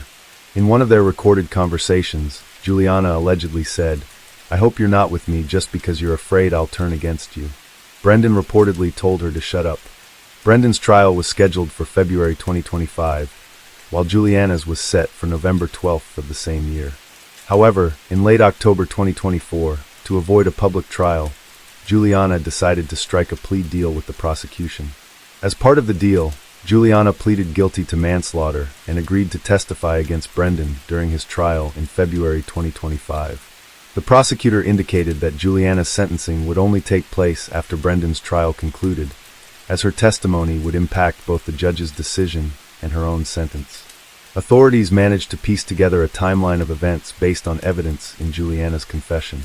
According to them, in August 2022, Brendan Banfield began an extramarital affair with Juliana Perez.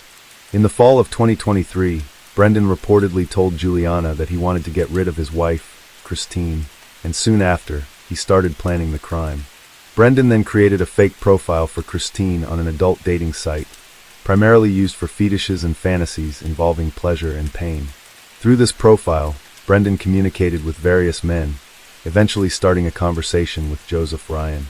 After some time, Brendan arranged a meeting with Joseph at the Banfield family home on February 24, 2023.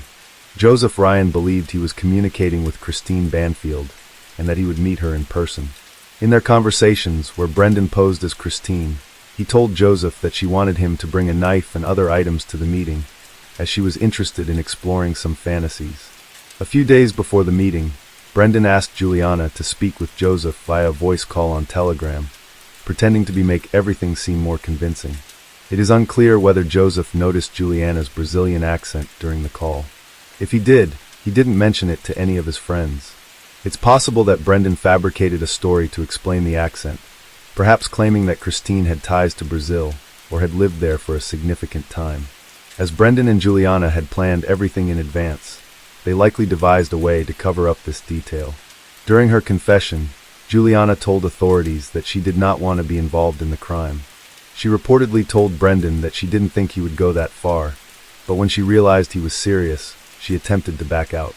However, Brendan allegedly told her it was too late to turn back. On the morning of February 24, 2023, Brendan gave Juliana a firearm. He had purchased the weapon on January 28, 2023. The plan was that as soon as Juliana saw Joseph Ryan entering the Banfield family home, she would first call Christine and then call Brendan, telling them that a strange man had entered the house and that she was very scared. Juliana followed the plan, making both calls as soon as she saw Joseph Ryan enter the house. The call to Christine's phone went to voicemail because before leaving the house that morning, Brendan had turned off his wife's phone and hidden it in a kitchen drawer. As planned, Brendan waited for Juliana's call at a nearby McDonald's, allowing him to return home quickly. When Juliana called, Brendan also attempted to call Christine, but as he expected, the call went straight to voicemail. Brendan returned home, picked up Juliana and their daughter, and they entered through the basement. They left the child in the basement and went up to Brendan's bedroom, where he lived with Christine. Brendan was carrying his service weapon, and Juliana had the gun he had purchased in January and given to her that morning. When they entered the room, Joseph was holding Christine, and Brendan shouted that he was the police before shooting Joseph Ryan in the head. The impact of the shot caused Joseph to fall away from Christine. After the shot, Juliana called 911. The call was brief, but Joseph's groaning could be heard in the background. Juliana ended the call, following Brendan's instructions, and shortly after, Brendan grabbed the knife Joseph had brought for the meeting and began stabbing Christine multiple times. The 911 operator tried to call back, but Juliana did not answer. Then Juliana went to the house's safe, opened it, and made it seem like she had retrieved the gun from the safe, when in fact she already had it with her from the beginning. Upon returning to the room, Juliana noticed that Joseph was still moving. She then shot him in the heart, delivering a fatal blow, as confirmed by the medical examiner. After Brendan staged the crime scene, placing the bodies of Christine and Joseph near each other to make it appear as though Joseph had attacked Christine, he instructed Juliana to call 911 again. In this second call, Juliana claimed that an intruder had broken into the Banfield house and attacked Christine. When the police and paramedics arrived, Brendan went to the hospital with Christine, while Juliana went to the police department with the couple's daughter. The rest of the story is now well known. An important detail is that when Brendan and Juliana went upstairs, Joseph was holding Christine, who was naked. This occurred because, as revealed by the conversations between Brendan, pretending to be Christine, and Joseph, they had discussed a fantasy in which Christine would be dominated by someone entering her home with a knife and cutting her pajamas. As was discovered, Christine's pajama was found cut near the bed. So when Joseph entered the house, he believed he was participating in a fantasy, and Christine, unaware of the true intentions, likely tried to ask him to stop. However, Joseph thought this was part of the act, as they had discussed in their messages. With Juliana Perez's confession, there is no longer any doubt that the crime was a conspiracy orchestrated by her and Brendan to take Christine's life and allow them to be together. Brendan Banfield's trial is scheduled for February 2025, and Juliana's sentencing will be announced shortly after his trial concludes. The judge presiding over the case, Penny Ascarati, who also oversaw the Johnny Depp and Amber Heard trial, is the same judge handling Brendan's case, creating great anticipation with millions of people awaiting the outcome. Joseph Ryan's mother has not given any interviews so far to avoid interfering with the investigation, but when Brendan was arrested, she posted on social media saying that it was very difficult to live without her only son, and that the only thing that still made her get out of bed every day was the hope that justice would be served. Both Christine's and Brendan's families are deeply shocked by everything that has happened. According to the latest information, the couple's daughter, now 6 years old, is under the guardianship of close relatives. Case 4. Mike Mansholt was born on August 20th, 1998 in Oldenburg, a city in Germany with a population of over 160,000 people. He was the son of Bernd Mansholt and Susan Mansholt. Mike's parents were financially stable, which allowed him to have a comfortable childhood. He was described as a very active child who loved adventure. When he was still young, his parents, who were facing some marital issues, decided to get a divorce. After the separation, Mike stayed with his mother. Later, Suzanne, Mike's mother, started a new relationship and had a daughter named Maria.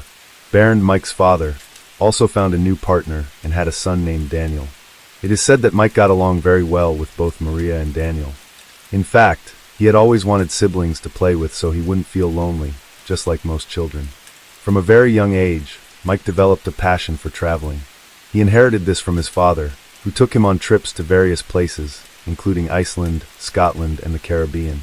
They even crossed the Atlantic Ocean on a sailboat, a journey that lasted over 700 days and became an unforgettable adventure for them. Mike's father described him as a kind and polite boy who, despite his adventurous spirit, was a very calm person. In July 2016, Mike decided to take a trip to Malta. This was his first time traveling alone, without his parents, siblings, or even friends. Mike went to Malta to meet his girlfriend, who was taking a language course in the country. Since he was on vacation, he wanted to take the opportunity to spend some time with her. For those who don't know, Malta is an archipelago in the Mediterranean Sea, located 58 miles south of the island of Sicily, Italy. The country has a population of around 500,000 and a territory of 122 square miles. It is a beautiful destination that attracts thousands of tourists every year. Summer is the peak tourist season, as temperatures are considered high by European standards, often reaching around 90 degrees. This makes the country's stunning beaches incredibly crowded, crime rates are very low, and the island is also known as a major tax haven. Some might find it unusual that Mike's parents allowed him to travel alone at just 16 years old. However, according to his family, he had already traveled to almost every corner of the world and had gained a lot of experience.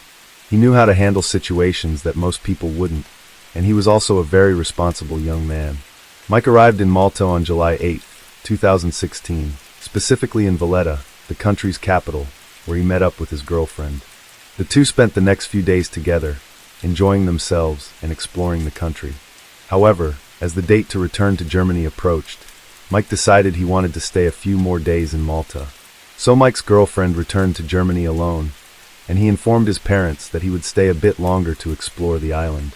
Suzanne, Mike's mother, was at home in Germany, and Bernd, his father, was on vacation with his family in Croatia. Neither parent minded that Mike wanted to stay a few more days in Malta, so they approved his request. Mike stayed at a hotel in the city of Slima. Slima is located on Malta's northeast coast in the Northern Harbor District. It is an important residential and commercial area, as well as a shopping hub with bars, restaurants, and cafes. It is also the most densely populated city on the island. The hotel where Mike stayed is called Astra. Security camera footage from the hotel shows Mike leaving on the morning of July 18th. He left his room 105, around 8:39 a.m. At 9:10 a.m., he went to the hotel reception to ask for some information and chatted briefly with the staff. After that, Mike returned to his room where he stayed for almost an hour. He left his room in the hotel around 9:55 a.m. In the hotel security footage, you can see Mike wearing a blue t-shirt, carrying a black backpack over his shoulder, and holding a cell phone. Inside his backpack, Mike had packed a GoPro camera, a portable charger, documents, a credit card, and money. The day was hot and sunny, and Mike wanted to make the most of it. After leaving the hotel, Mike walked to a nearby port where he rented a mountain bike for the day. The bike he rented was a Lombardo in blue and black. At 10:11 a.m., Mike sent a voice message to his father on WhatsApp. In the message, Mike told his father that he had rented a bike and would be cycling around Malta that day, but that the roads were quite steep in some areas, so he would have to walk pushing the bike. He also mentioned that he would send a photo soon, but he never sent the photo, and that was the last time Bernd heard from his son. Although Mike didn't get in touch with his family afterward, they didn't suspect that something might have happened. To them, Mike was simply busy exploring the island that had captivated him. On July 22nd, Suzanne and Maria, Mike's mother and sister, went to the airport and waited for him there. Mike was supposed to have landed at that airport on that day, but he didn't show up. At first, Mike's mother and sister thought he might have landed in Frankfurt, where he would have had a layover. Susan then tried calling her son's phone, but it was turned off. She tried to reach him several times, but all her attempts failed. She then decided to contact the airline responsible for the flight Mike was supposed to take to Germany. That's when she discovered that Mike had never boarded the plane. After this discovery, Suzanne went straight to the police and reported her son's disappearance around 2 a.m. on July 23rd. The German police treated the case as high priority, and the officers quickly contacted the Maltese police. One of the German detectives received information that the Maltese police had already been searching for Mike for at least 2 days. Mike had not been seen on the island since the morning of July 18th, when he rented the mountain bike that he was supposed to return the following day, but never did. It was the manager of the Astra Hotel who reported Mike's disappearance to the Maltese authorities on July 20th. Mike was supposed to return to the hotel to collect his belongings and check out, but he never showed up. It had been 4 days since Mike was last seen by anyone, and the Maltese police were already searching for him in the area.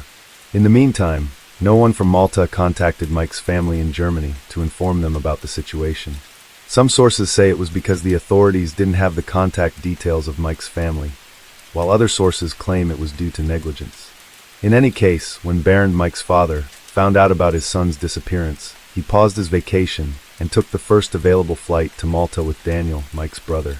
Despite the situation, Bernd tried to remain calm. He kept trying to think of all the possible reasons why his son hadn't caught the flight he was supposed to take. He thought that perhaps Mike had missed the flight, maybe lost his phone, or perhaps his phone had been stolen. The family tried to stay optimistic throughout and believed that Mike would show up at any moment. What worried Bernd the most was the fact that Mike's phone was turned off. Bernd stayed in constant contact with the Maltese authorities and actively assisted in the search for his son. The police checked all the islands of Malta and looked into whether Mike had taken any local ferry or small aircraft. Thousands of flyers were distributed across various locations in the country, and all tips from informants were followed up on. Mike's mother stayed in Germany, but was kept informed about the progress of the search for her son. On July 24, 2016, Interpol joined the case, and the investigation became international, with Germany and Malta cooperating in the effort to find the boy. On July 26th, 8 days after his disappearance, the Maltese police received an anonymous tip about Mike. The source of this tip was never made public, and it is also unknown if the police ever discovered the identity of the person who made the call. The caller said that Mike was in an area with cliffs on the island's west coast. These cliffs, known as Dingley Cliffs, reach a height of approximately 820 feet. The place is quite popular with tourists, as it is the highest point on the island and offers a stunning view of the Mediterranean Sea. These cliffs are located near the catacombs of Rabat, another very popular tourist site on the island. The man who rented the bike to Mike told the police that they had a brief conversation in which the teenager mentioned wanting to visit these catacombs. It was therefore highly likely that Mike passed through this area. A police team with sniffer dogs, firefighters and paramedics was sent to the cliff area to conduct the search. Mike's father and brother quickly made their way to the site, and when they arrived, some journalists were already there waiting to ask them questions. Shortly after, emergency teams and even an ambulance arrived at the location. After a few hours of searching, the sniffer dogs detected something nearby, but the authorities asked Bernd and Daniel to stay back and wait so they wouldn't interfere with the professionals. And soon came the news no one wanted to hear. Mike was found, but he was lifeless. Mike's body was found at the bottom of the cliffs, hidden under some bushes in a rock outcrop. The location was not easy to access and could not be seen from the cliffs. This explained why no one had seen Mike there, despite the area being frequented by many tourists. The bike that Mike had rented was found hanging about 98 feet above his body. It was severely damaged, with a flat tire and the handlebars completely bent. The police removed Mike's body from the site and sent it for an autopsy. The officers also collected some of the victim's items found at the location and sent them for analysis. Mike's sneakers and sunglasses were found near his body. For some reason, he was barefoot. The backpack that Mike had taken from the hotel, containing several of his belongings such as his phone, laptop, GoPro camera, money and credit card, was nowhere to be found. Something strange found near the body was fresh hay, which hadn't yet been affected by the sun. It appeared as though someone had stepped on the hay, and it had detached from the sole of their shoe, leaving it on the ground. It couldn't have been Mike, as he was barefoot and his sneakers were found several feet away from his body. The police spoke with a farmer who owned property near the area where Mike's body was found, asking him if he knew anything about the hay. The farmer simply replied that he knew nothing. Bernd, Mike's father, also spoke with the farmer and asked if he had seen Mike nearby or if he knew where the boy's backpack might be. According to Bernd, the farmer acted strangely, as if he didn't want to cooperate or answer the questions. It seemed like he was uncomfortable and kept insisting that he knew nothing. Bernd was devastated after discovering what had happened to his son, but he tried to stay strong in order to uncover what had truly happened. Daniel was deeply affected by the loss of his brother. They were very close, and they had plans to travel the world together when they grew older, but that would no longer be possible. When Suzanne received the news about her son, she couldn't believe it. It was something she had never imagined. Maria, too, was devastated by the loss of her brother. They had been together their whole lives, and now she would never see him again. Mike's girlfriend, who had already arrived in Germany a few days earlier, was deeply shaken by the news. She had been with him recently and couldn't wait for him to return home so they could see each other again. The case caused a huge uproar in Malta, as such an event was highly unusual for the island. It also gained significant attention in Germany, as the entire family was from there. During the investigation, many strange things began to happen.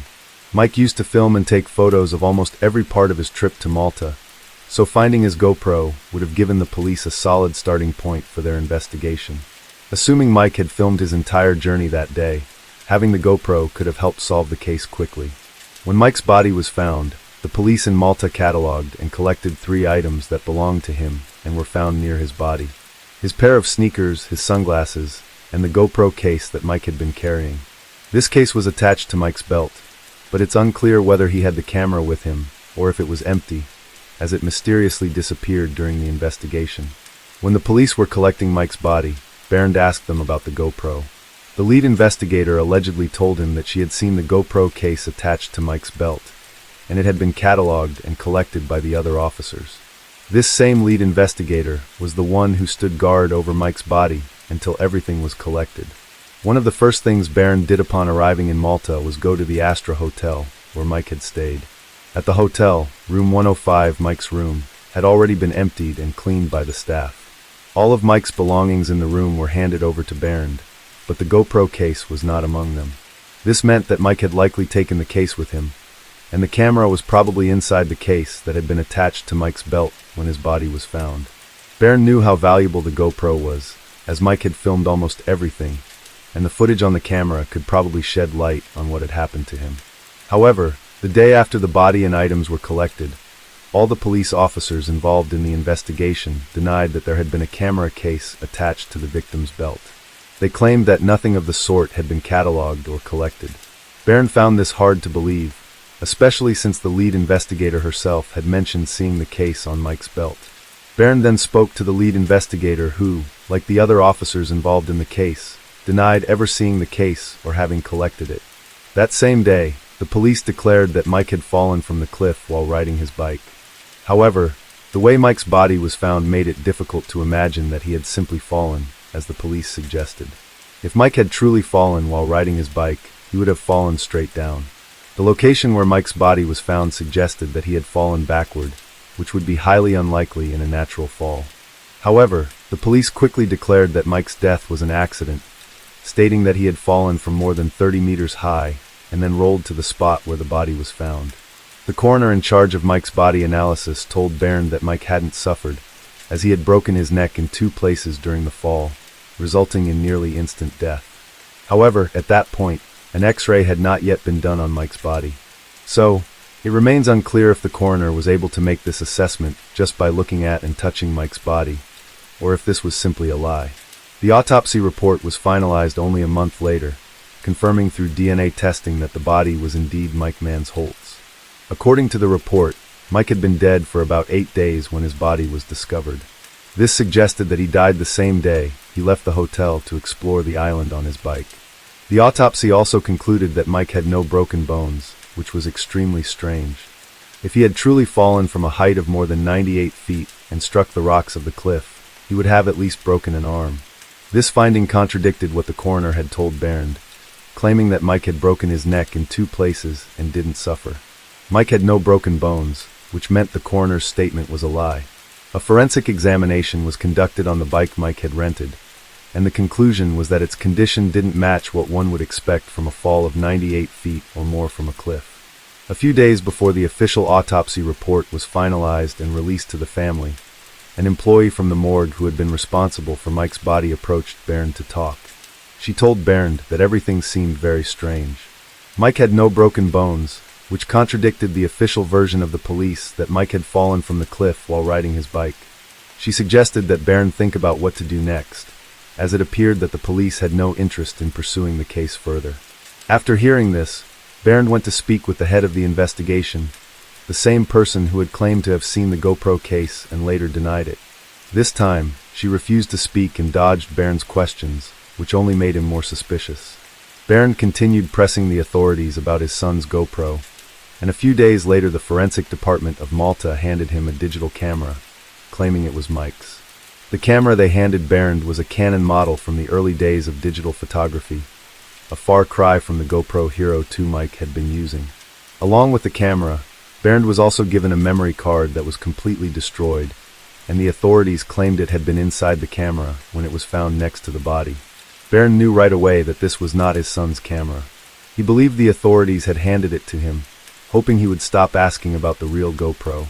By this point, Mike's family had grown very suspicious of the Malta police, and were trying to understand why they seemed completely uninterested in the case. It was beginning to look like the Maltese authorities were trying to hide something. Baron questioned some of the police officers about who might have stolen his son's belongings. Some officers responded by saying that no one from Malta would steal items from a body, suggesting that perhaps a tourist had taken them instead.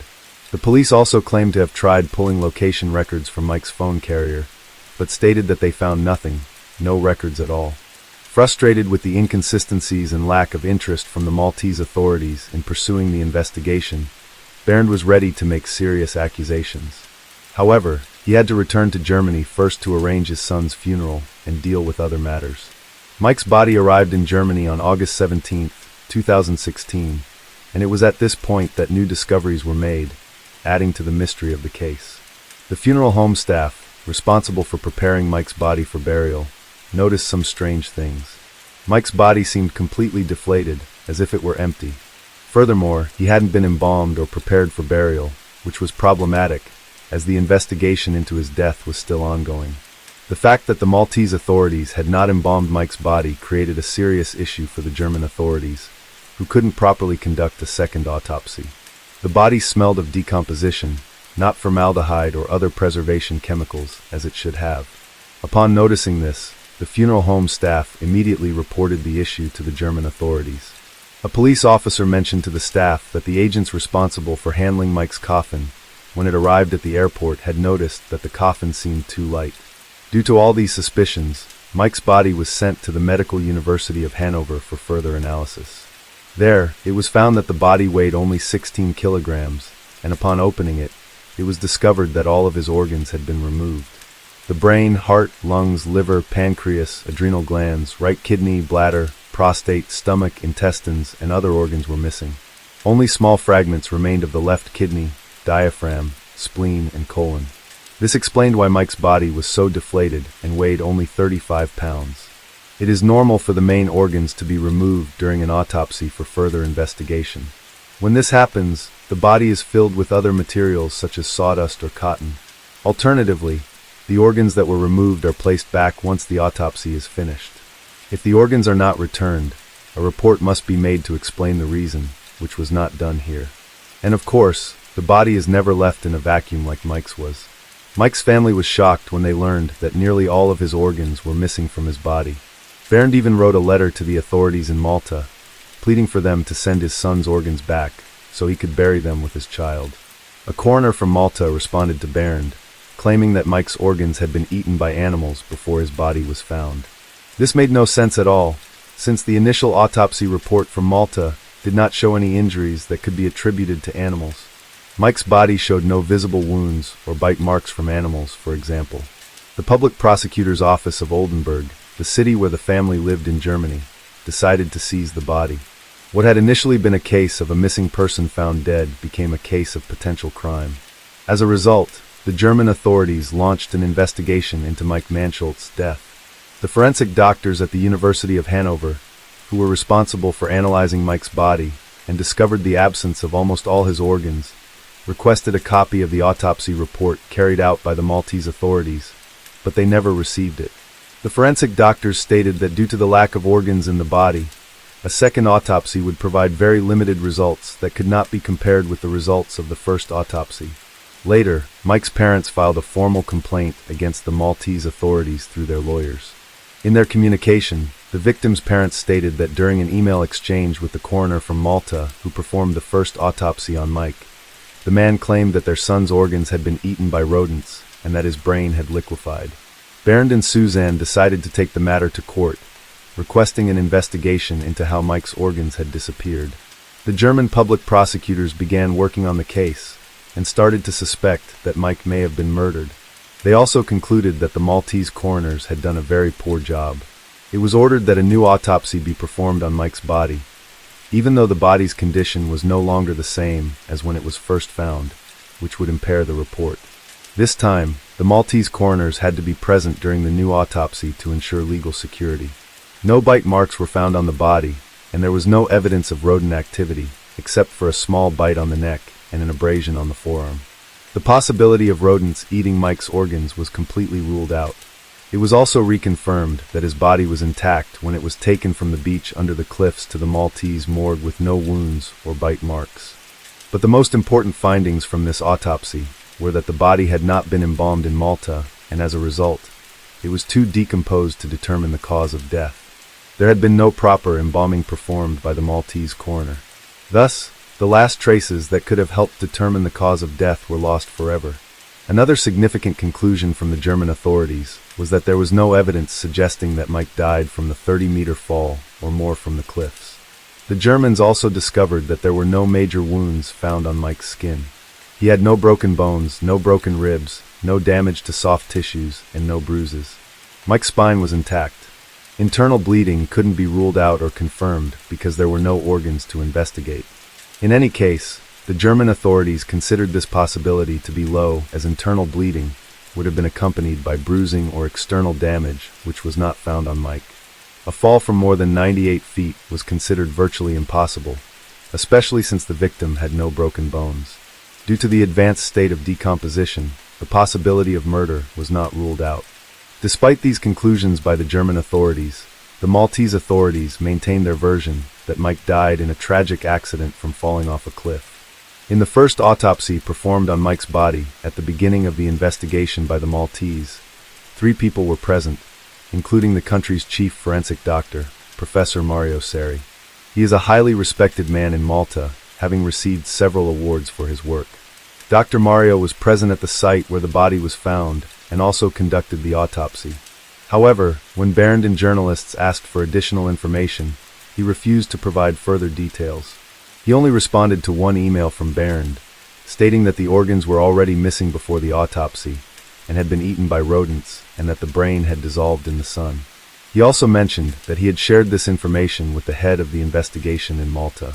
The German forensic team contradicted Dr. Mario Seri's report, stating in writing that no bite marks were found on Mike's body. Regarding the claim that the brain liquefied due to the sun, they called it absurd, noting that in many countries, temperatures can exceed 40 degrees Celsius in the summer, the same temperature as in Malta that day, and there are no reports of anything like this happening elsewhere. Officially, Dr. Mario documented that Mike's body was found lying on his back.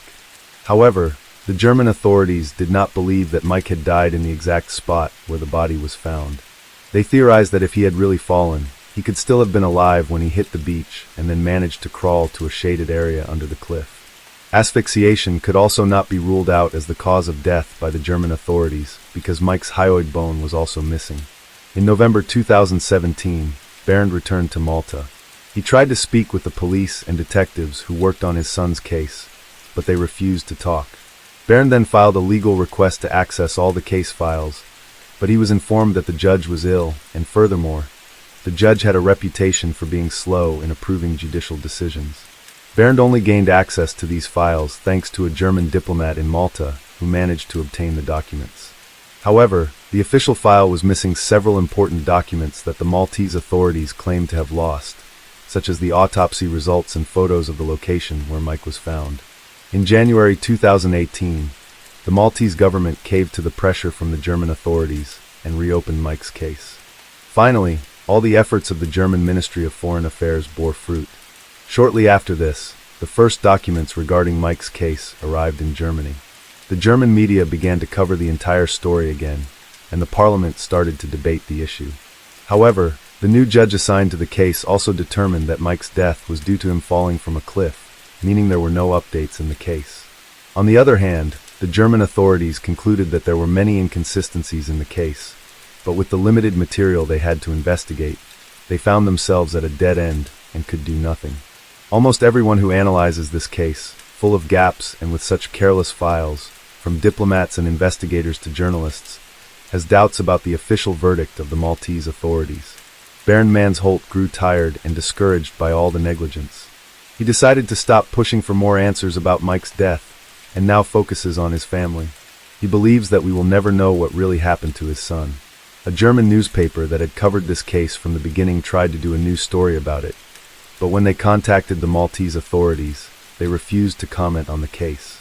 It seems that no one who worked on Mike Mansholt's case is interested in talking about it, as if they were trying to cover it all up. This case is full of mysteries and theories surrounding it. Among the most famous theories is the one suggesting that Mike may have been a victim of organ trafficking. Mike was a very healthy boy, and the absence of all of his main organs makes some people suspect he was a victim of organ theft. According to this theory, Mike might have been approached by organ traffickers while cycling through a remote area of Malta. The traffickers would have taken him to a place where they removed his organs, then stitched his body back up and threw him off the cliff along with his bike to make it look like an accident. Maltese authorities might have discovered everything but decided to cover it up, as the country heavily relies on tourism, and such an event would undoubtedly scare tourists away, causing significant economic loss. People who believe in this theory think the farmer, who owns a property near where Mike's body was found, might be involved in the case. His evasiveness when questioned by the victim's father, as if hiding something, was very suspicious. Another widely circulated theory is that Mike was a victim of thieves who took his belongings and then threw him off the cliff. In this theory, Mike would have been strangled, and then his body was placed in the location where it was found. To cover up the case and prevent damage to the island's tourism, the authorities decided to remove the hyoid bone, the brain, and several other organs from Mike.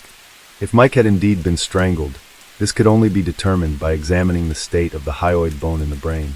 Since the Maltese authorities wanted to suppress the case, they simply decided to make all this evidence disappear.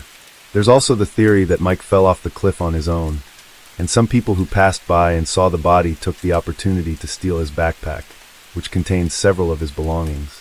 The last theory I found, though less accepted, is that Mike may have taken his own life. This theory was discarded early in the investigation, as there were no signs from Mike that would suggest he was planning something like that. Everything points to Mike being happy, full of plans, in love, and showing no signs of mental illness or depression. The case of Mike Mansholt is one of the most mysterious and gap-filled cases ever documented. To this day, the authorities in Malta maintain their official version that Mike fell off the cliff on his own, and claim that any version beyond that is simply a conspiracy theory. Case 5. June is a determined woman who goes to great lengths to solve any mystery that comes her way. The game's environments are beautifully crafted, and there's a wide variety of characters. In addition, you can join clubs within the game to play with your family and friends. The atmosphere and plot are designed to truly transport you to the 1920s, the time period in which the story takes place, giving the game a very special feel. New chapters are released every week, so you'll never get bored as the game always brings something new. The best part is that the challenges really sharpen your detective skills. I'm sure you'll spend hours having fun and relaxing. I really enjoyed the game and play whenever I have time. The game is free and you can download it through my QR code, which is on the screen, or via the link I'll leave in my pinned comment. You can play it both on your phone and on your computer or laptop. Come on everyone, let's show some support for the sponsor of this channel. Thank you so much for your support, June's Journey. In the early hours of November 25th to 26, 2022, the couple Leslie Hurlbeak and Kevin Trompat mysteriously vanished. Leslie was 22 years old and Kevin was 21. At the time of their disappearance, they were spending a few days at a friend's house in the small commune of Prahak, a place where almost everyone knows each other, as it has just over 2,000 residents. Prahak is part of the Deux-Sèvres department, located in the Nouvelle-Aquitaine region of France. It's known as a peaceful area with beautiful landscapes and a welcoming community, the kind of place people move to when they're looking for a quieter life. However, the chilling case I'm about to tell you left a dark stain on the memories of those who lived there. As soon as the young couple's families lost contact with them, they felt that something was terribly wrong. It was completely out of character for the two to go off the grid, let alone disappear without saying a word. Because of this, the families immediately contacted the authorities and reported them missing. During the investigation, police discovered that the couple had arrived in Prahak on November 25th, around 5:30 p.m. They were supposed to spend the night at the home of a man named Nicholas Renew, a friend of Kevin's. Before that, the couple had dropped off some of their belongings and Leslie's dog Onyx at the house of Tom Trulett, another friend who had lent them the place. Tom was a mutual friend of both Leslie and Kevin. In fact, he was the one who introduced them during a party. Both Nicholas's house and Tom's house were located on the same street and were about 33 feet apart. After handing over the keys to his place, Tom left for a party in the nearby town of La Crèche. Leslie and Kevin stayed alone at Tom's house and later decided to go over to Nicholas' place, bringing Onyx along. They spent a few hours at Nicholas' home, and around 3 a.m. they decided to head back to Tom's house to spend the night. However, after leaving Nicholas's house, the couple and their dog Onyx vanished without a trace. Nicholas Renew was the last person to see them. During interviews with the families, police learned that Leslie and Kevin had only been together for about 3 weeks. The couple lived in the French department of Charente-Maritimes, which borders Deux-Sèvres, the department where they went missing. Their families said they had planned to spend a few days in the small commune of Prahak, staying at friends' houses. Leslie often brought Onyx along when visiting nearby places.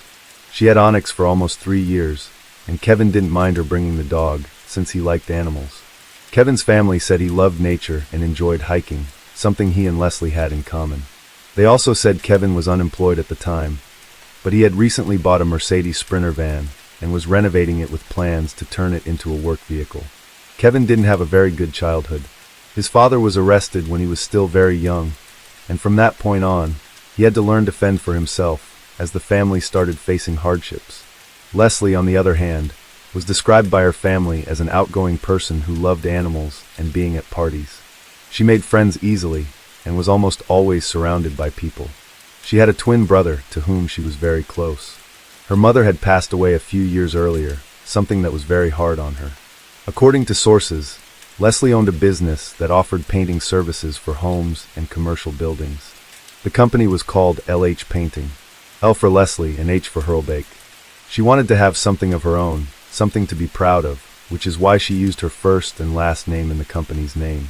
It's unclear exactly how long Leslie had been running the business, but what's known is that she had many clients. Before meeting Kevin, Leslie had been married for a few years, but things with her husband began to fall apart, and they separated in June 2022. According to sources, Leslie and met in October 2022. The couple had planned to take a few days off, specifically November 25th, 26th, and 27th. According to Kevin's mother, the young couple only planned to spend one day in Prague, which is where they disappeared. After that, they were going to another city called Bordeaux, a popular tourist destination in France. Since Nicholas was the last person to see the couple, he became a person of interest to the police, as he, in theory, could help them solve the disappearance. Kevin told the police that, the day before the disappearance, Leslie had bought some clothes, and she and Kevin had planned to go to a party in the city together. However, after leaving the house of Tom Trulett, the other friend who had lent them the house, the couple decided to spend some time with Nicholas at his place. Leslie's dog Onyx was with them. Nicholas said that around 2:30 a.m., he suggested the couple spend the night at his house if they wanted. But the couple said they would stay at Tom's house, which was very close. A few minutes later, the couple left Nicholas's home with the dog and headed toward Tom's house. They should have arrived in under a minute, as it was only about 33 feet away, but they never made it. Police also spoke with Tom Trulett, but he only said he had been at a party, and that the last time he saw the couple was when he left his house and gave them the keys. Tom said that when he returned, Kevin and Leslie were gone along with their belongings, leaving behind only a jacket, which the police seized as evidence. Tom told the police he didn't know anything else beyond that. A search was conducted by the police at both Tom's and Nicholas's houses. Investigators used luminol and other chemicals in an attempt to find traces of blood in both men's homes, but nothing was found. In addition to the couple's two friends who lived on the same street, police also spoke with other residents of the neighborhood who said they hadn't seen or heard anything unusual during the early hours of November 26th. At first, some people speculated that the couple had simply disappeared of their own will. The theory was that they might have been running from someone or just wanted to go on an adventure. The family strongly disagreed with these assumptions, saying they would never do something like that. Moreover, during a search of Kevin and Leslie's homes, police discovered that the couple hadn't taken many belongings, just enough for a few days away. Leslie's van, a white Peugeot partner she used for her building painting projects, was found parked in town. That was the vehicle Leslie and Kevin had been using to travel and intended to take to other cities. A quick search inside the van turned up nothing suspicious. Police also searched Kevin's Mercedes Sprinter van, which he had been renovating, but nothing suspicious was found there either. Because of this, early in the investigation, French authorities began to move away from the theory that the couple had disappeared voluntarily. The theory wasn't completely ruled out, but investigators decided to focus their efforts on other lines of inquiry. Another theory was that they had been hit by a vehicle and thrown into the woods, or that their bodies had been hidden by the driver responsible for the accident.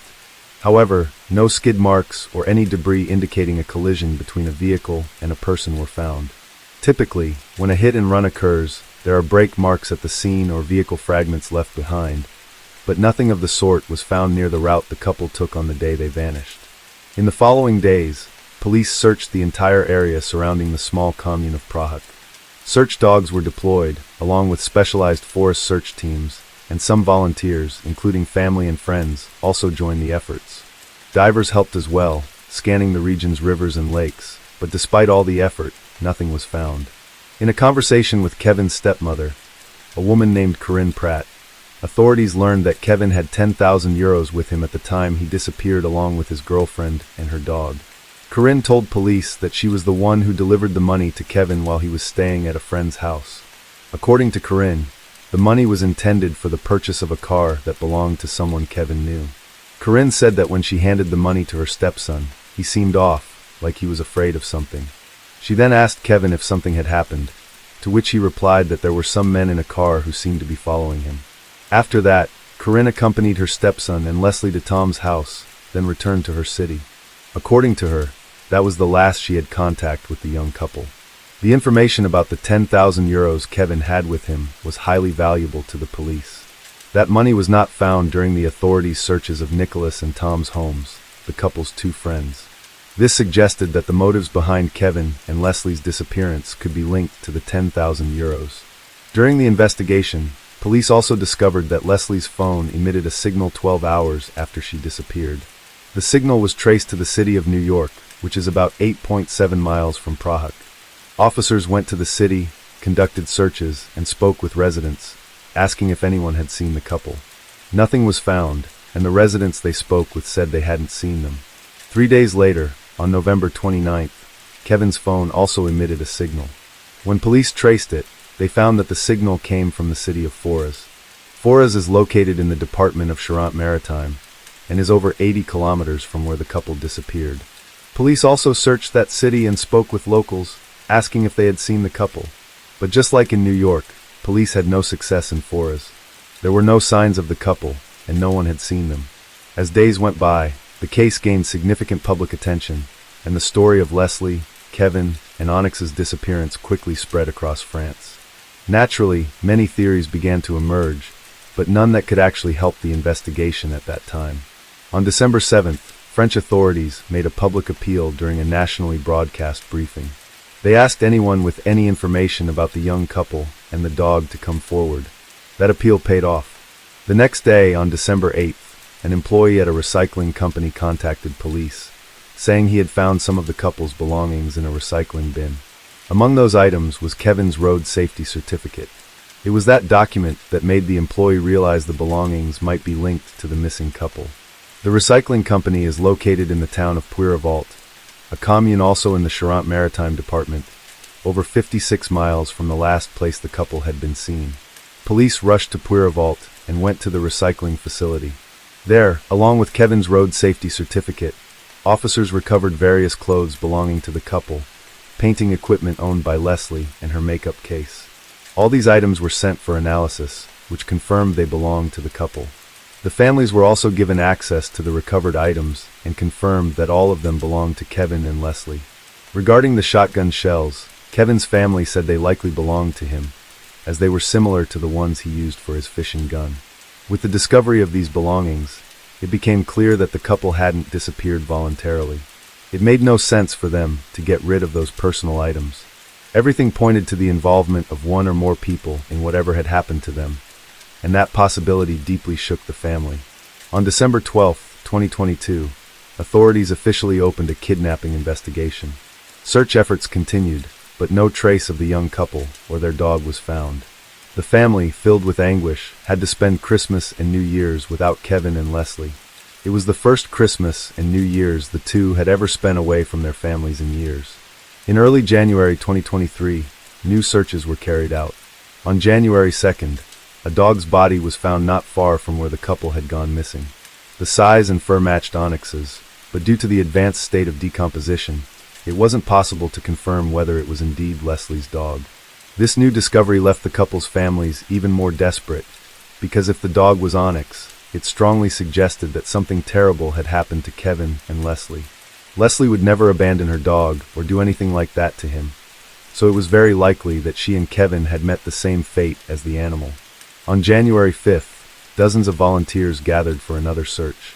This search was organized by Corinne Pratt, Kevin's stepmother, who managed to bring together over 100 people through social media. A few days earlier, Corinne had visited a fortune teller who told her the search should focus on Prague and the surrounding areas. Altogether, they covered several miles in search of the couple or any trace of them, but nothing was found. On January 14th, another search was held, this time organized by Guy, Kevin's father, and his family. Journalists who were present reported that the whole operation was chaotic, there was no clear coordination, and many volunteers were lost and had no idea where they were supposed to search. Once again, the search yielded no results, and the mystery surrounding the disappearance of Kevin, Leslie, and Onyx remained unsolved. On February 28, 2023, French authorities arrested Tom Trullet, who at the time was staying at his father's house. Just to remind you, Tom was a mutual friend of Leslie and Kevin. He was the one who introduced them, and also the one who lent his house, so they could spend the night on the day they disappeared. According to the police, Tom had been summoned multiple times to testify, and his statements were inconsistent. This raised suspicions and led the authorities to consider him the prime suspect in the couple's disappearance. During the investigation, police found out that Tom had exchanged messages with Leslie shortly before she disappeared. In those messages, time-stamped at 2:53 a.m., Leslie told Tom she was feeling extremely unwell after taking a synthetic drug he had given her. On top of that, Tom's phone geolocation placed him in Prague at the time the couple disappeared, information that contradicted his earlier statements. In his first interviews with the police, Tom claimed the last time he spoke with Leslie and Kevin was shortly before heading to a party in another town. He never mentioned the messages exchanged with Leslie just before she went missing. He also told investigators he spent the entire night at the party, but as mentioned, his phone data showed he had arrived in Prague much earlier than he claimed. This indicated that Tom was in Prague when the couple and their dog were abducted. To the authorities, it was clear that Tom was lying, and if he was lying, it was because he had something to hide. After his arrest, investigators decided to dig into Tom's life to determine whether he was really connected to the kidnapping and what his motives might have been. They discovered that he and Leslie had a brief romantic relationship in the past. According to people close to them, Tom never got over her and always wanted something more, while Leslie never took it seriously. Tom reportedly became resentful when Leslie asked him to introduce her to Kevin, a meeting that eventually led to their relationship. For the investigators, this could have been a motive behind the abduction. Still, they felt there was more to the story and kept digging before drawing any conclusions. There was also the possibility of a financial motive, since Kevin had $10,000 with him when he disappeared, and that money was never found. On March 1st, police arrested a second suspect, a 22-year-old man named Nathan Badgie. Nathan was arrested on Ray Island in the Charente-Maritime region. He's a friend of Tom Trullet, and authorities believe he played an active role in the abduction of Leslie, Kevin, and Onyx. His house is located just 0.19 miles from where the couple's belongings were found, abandoned inside a trash container. The next day, March 2nd, police arrested a third suspect, a 23-year-old man named Enzo Cialate, who was also a friend of Tom Trullet. After questioning the three men separately, police obtained crucial information about Kevin and Leslie's whereabouts. On March 3rd, the body of Kevin Trompat was found buried in a field near Poirvault. Poirvault is over 56 miles from Prague, the place where Kevin, his girlfriend, and her dog had gone missing. On March 4th, the body of Leslie Hurlbeck was discovered buried in a forest in Versen, just 9 miles from where Kevin's body was found. Both bodies were sent for examination, and a DNA test confirmed that the remains were indeed those of Kevin and Leslie, who had been missing for over 3 months. According to the medical examiner who performed the autopsies, both Kevin and Leslie had numerous injuries, including severe fractures and deep cuts. He stated that the wounds were likely caused by iron bars, baseball bats, and large knives, possibly even a machete. He concluded that the couple had been beaten to death. The cause of death for both was internal and external bleeding. According to the medical examiner, Leslie was not a victim of forced relations, something the authorities had suspected during the investigation. As for Onyx, Leslie's dog, the suspects claimed they abandoned him on a road near Prague. However, police don't believe that version. If it were true, someone likely would have found the dog and reported it by now. The case gained major attention, and many photos of Leslie with Onyx were shared widely in the media and on social networks. Because of that, a lot of people in France were aware of the dog and would likely have recognized him if they had seen him. For the authorities, it's far more likely that the decomposed dog found on January 2nd was Onyx, even if it couldn't be officially confirmed. The discovery of Leslie Hurlbeck and Kevin Trompat's bodies devastated their families and friends. Even though they knew it was unlikely the two were still alive, deep down there was still some hope. The French media heavily covered the case after the discovery, and many people who had been following the story of the young couple were heartbroken. Kevin Trompat's funeral was held on March 16th in the French commune of New York. Leslie Hurlbeck's funeral took place on March 18th in the commune of La Rochelle. Both funerals were attended by family and friends and were marked by deep sorrow and outrage. On April 12, 2023, police arrested 2 more suspects believed to be involved in the crime. They were identified as Stephen Matthew, 24, and Mick Elzadi, 22. With their arrests, all 5 men were formally charged with kidnapping, murder, and concealment of a corpse. Through evidence gathered during the investigation, police were able to reconstruct the sequence of events leading up to the crime that night. According to what was uncovered after leaving Nicholas Renou's house around 3 a.m., Kevin, Leslie, and Onyx went to Tom Trullett's house where they were supposed to spend the night. It's worth noting that Nicholas Renou's and Tom Trullett's houses are on the same street, just a few meters apart. When they arrived at Tom's place, he wasn't there. That's when Leslie messaged him saying she felt extremely unwell due to the synthetic drug he had given her. Just minutes later, Tom arrived, contrary to what he had told police, claiming he was at a party in another city and only returned home hours later. Leslie, Kevin, and Tom spent about 30 minutes talking, drinking beer, and using drugs. Meanwhile, Nathan, Enzo, Stephen, and Michael pulled up in a van and parked in front of the house. The 4 men waited for Tom's signal to move in. Tom had planned everything in advance, and each of the men knew exactly what they were supposed to do. Shortly after, Tom sent a message to one of them, and the group entered the house. They were armed with hammers, iron bars, knives, and even a sword. Leslie and Kevin were completely caught off guard and had no idea what was happening. Everything happened so fast they had no time to react. Kevin was struck multiple times with a hammer by Nathan, while Leslie was quickly overpowered by Tom. After that, the couple and the dog were forced into the van and taken to a remote area. Their personal belongings were also taken. As mentioned earlier, the suspects claimed they abandoned the dog on a roadside, but authorities believe they killed it too. Once they reached the isolated area, Tom allegedly struck Kevin several more times with a hammer. At this point, the suspects' testimonies began to differ. Tom claimed everyone participated in the attack on Kevin, while Enzo, Stephen, and Michael said only Nathan and Tom were responsible. Regardless, Kevin was brutally assaulted and died from the injuries. Then, according to Nathan and Enzo's statements, Tom used the sword to kill Leslie. With both Kevin and Leslie dead, the 5 men went to a field in Poirevalt, where they buried Kevin's body, and then to a forest in Verson, where they buried Leslie. Here, the sources present another contradiction. Some claim that Kevin and Leslie were buried the same day they were killed, while others state that the bodies were hidden in a wooded area near Prague for 2 days before being moved to the burial sites. In that version, the 5 suspects allegedly returned to where the bodies had been hidden and transported them to the forest where they were ultimately buried. Continuing, on the same day of the murders, the group returned to Prague. Tom stayed behind at his house to clean up the crime scene, while Nathan, Enzo, Stephen, and Michael split into 2 teams, one to clean the van and the other to dispose of the victims' belongings. According to the police, the motive behind the crime was a mix of factors.